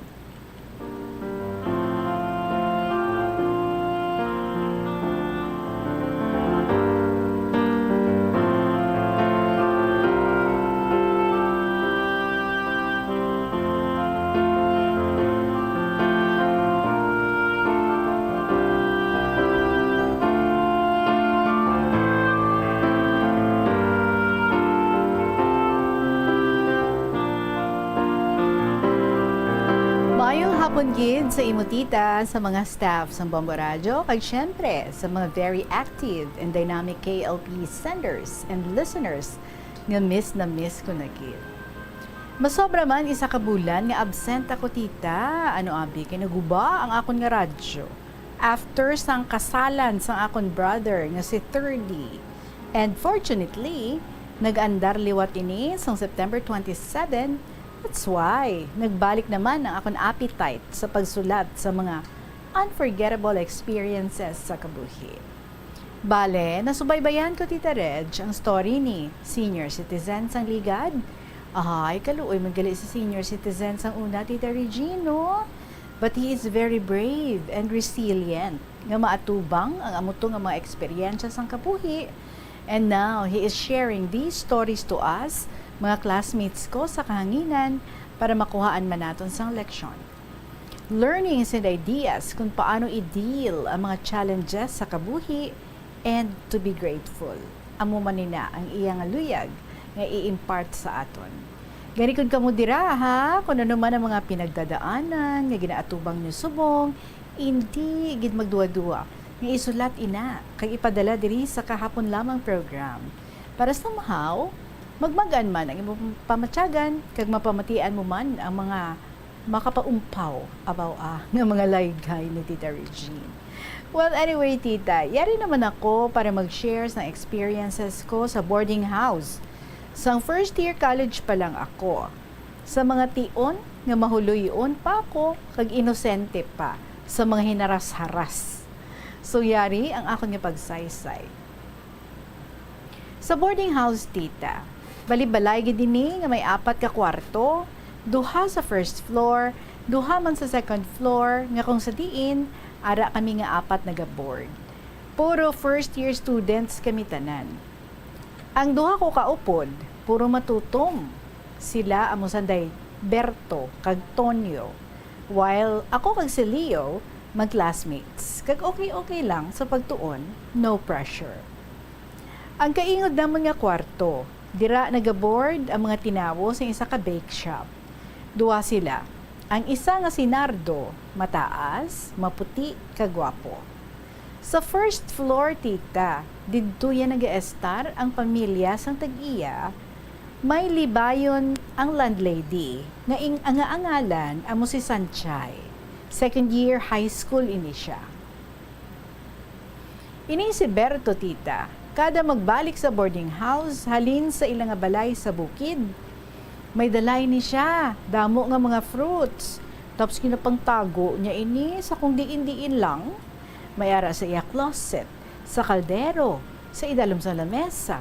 Natabunan sa mga gamit, kagong kisa sa may sagwa sa terasa, kay hindi siya gusto maghatag sa amon. Gusto niya siya lang isa makaon, kag magpalaway-laway sa amon. One time, Tita, doon nadula siya, hinali, tisiling ko, Tunyo, sa di na si Berto. Siguro nagpanago naman ato siya, kag magkaon sang sandiya. Sang ginlantaw ko sa kaldero niya ang sandiya. Sa kaldero, kaya ginabutan. Ay, wala na. So, 6:30 p.m. na sa tunga time, Tita. Tisiling ko, ara naman siya. Siguro, sagwa sa terasa, kakaon mo, lantawon ko bala. Pag-open ko sa portahan, Tita, nakahambal ako. Oh my! Napawaw ako, Tita. Kay nakita ko si Sanchay kag si Nardo nga naga L to L. Asin, muama, chop-chop. L to L, lips to lips, no? Tinagbangirit na lang si Sanchay sa akon. So nakita niya ako. Pero ang sandiya ni Berto, waay ko gid makitaan. Kay tanda siya magtago. Pero okay lang, Tita, kay sobra pa sa sandiya, katamis ang nasaksihan ko nga paghigugmaanay sa terasa sa matugnaw nga kagabihon. Gin subay gid sila sang marites pagkaaga. Pagkasunod nga mga inadlaw, Tita, halagin pasulod na gininardo si Sanchay sa ila kwarto. Kag mo pa init-init. Kagin pasugtan lang siya sang iya magurang nga landlady. Diba si botong-botong siya kay Nardo kay daw tistahin ini. Luckily, wala manatubuan bihod si Sanchay. Meaning wala nagbusong. Butod lang. Katiyas tama lang sila sa batang-batang, kagakos-hakos, kung matugnaw ang panahon. Sana all. So after 3 months, nag-break up sila nga duha, kay naubos na siguro ang pulot sang paghigugmaanay nila sa isa kay isa. Balik kita kay Berto, tita. Feeling close gini siya sa akon. Kag daw super hinhin sa panghambal kag panghulag. One time kato tita, maging bakal kami nga duha sa tindahan. Tinaga acting gid siya sang istorya sa akon sa dalan. Sa hinali lang, may nabungguan siya, macho nga lalaki. Tinagsiling ang lalaki sa iya. Do ikaw gid ang tigiya sang dalan ba? Tulok-tulok ka man sa lagyan pag may time? Wala gid maka-imik si Berto, tita. Kag daw gulpi lang siya nagpalanig. Ano abi kay Dolipong? Di ako lang iya ginatulok kasamtang nag-istorya while walking. Ining si Leo naman, tita. 31 years old na sa tunga time. He is from Sultan Kudarat. Siya ang gurang sa sulod boarding house. Kung kisa damong iya kwarta, kung bagong padala ang iya utod nga sa abroad, kag sa masami, ako lang ang iya ginalibre sang batchoy nga damo utok para kuno mag-alam-alaman kami nga duha. Pero kung maubos na gani ang iya kwarta, nagalumpagi na lang siya, kaya nagakadulaan gana magpaligo kag mag-eskwela. Ano pa, nagapanimaho siya sa among kwarto. Ang mga games na lang sa iPad ang iya ginaatupag. Sa ulihi, nagka-hypertension siya. And almost after 5 years, tita, na found out namon duha nga magparyentihan na igali kami. Ining si Tonyo naman, tita matutom gid ini nga bata.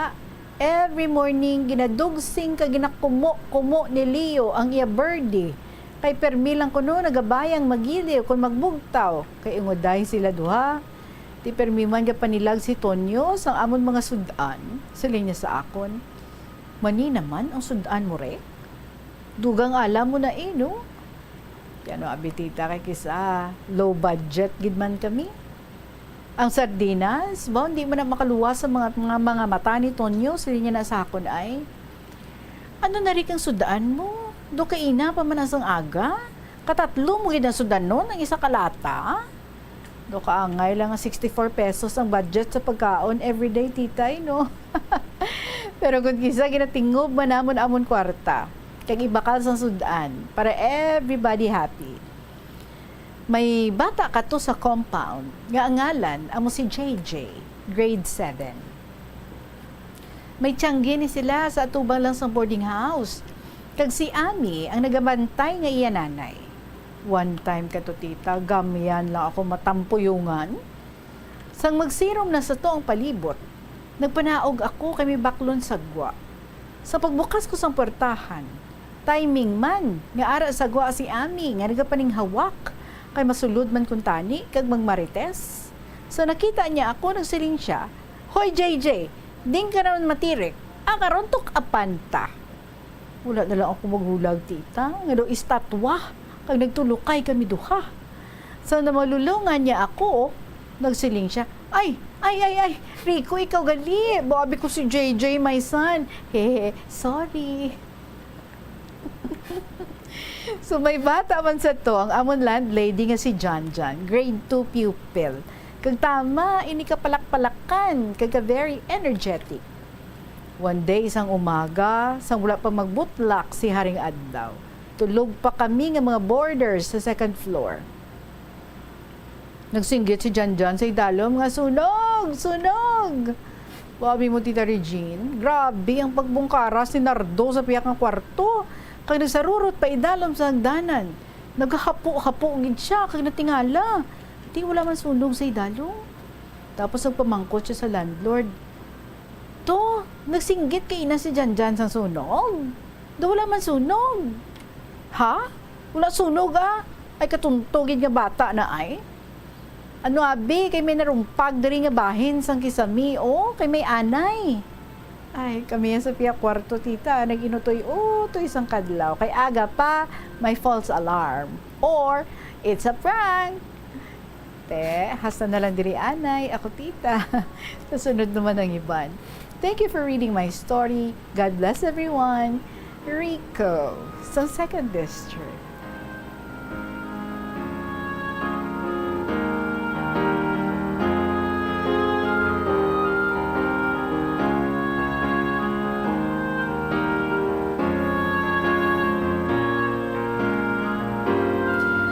Abaw Rico, salamat gid. Nga nabanhaw naman ikaw.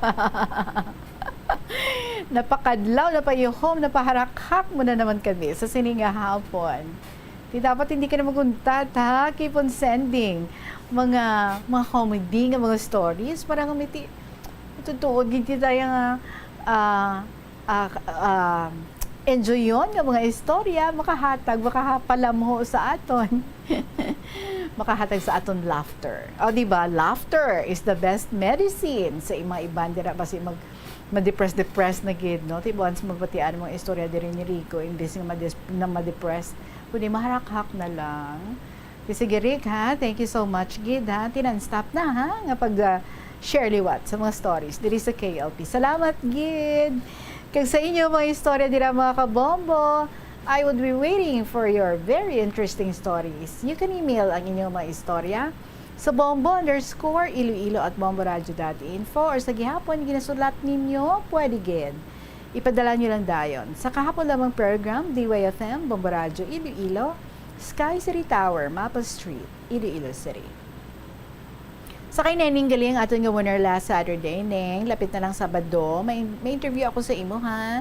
Saturday, October 5. Atong istorya bala nga parte sa mother niya nga una nga napatay kay tikunugin aswang and then nagsunod ang iya nga father nga before ini napatay nakita nila nga didto sa may pansyon sa ilang nga iloy nga nagapungko and then daw gin stroke ang ilang nga father kag daw wala gid no nakaluwas. So Neng, ang imong istorya ngayon ang aton nga pag-istoryahan sa ini nga Saturday kadto ka diri sa station sa Bombo Radio before mag alas 2 ang hapon kag palihog na lang sa pagkatumo diri pa-xerox kaneng sang imo nga ID 2 copies para nga maklaim mo ang imo nga 1,000 pesos nga cash prize. Okay? So kita diri Neng ha Saturday. Mga kabombo, madaming salamat sa inyo. I'll be back again tomorrow. Thank you so much. Sa gihapon ni ninyo alagad. Si Tita Regine para sa kahapon lamang program. Up next, ang inyo nga mga ginakalangkagan nga mga dramas every afternoon diri sa Bombo Radio, Iloilo.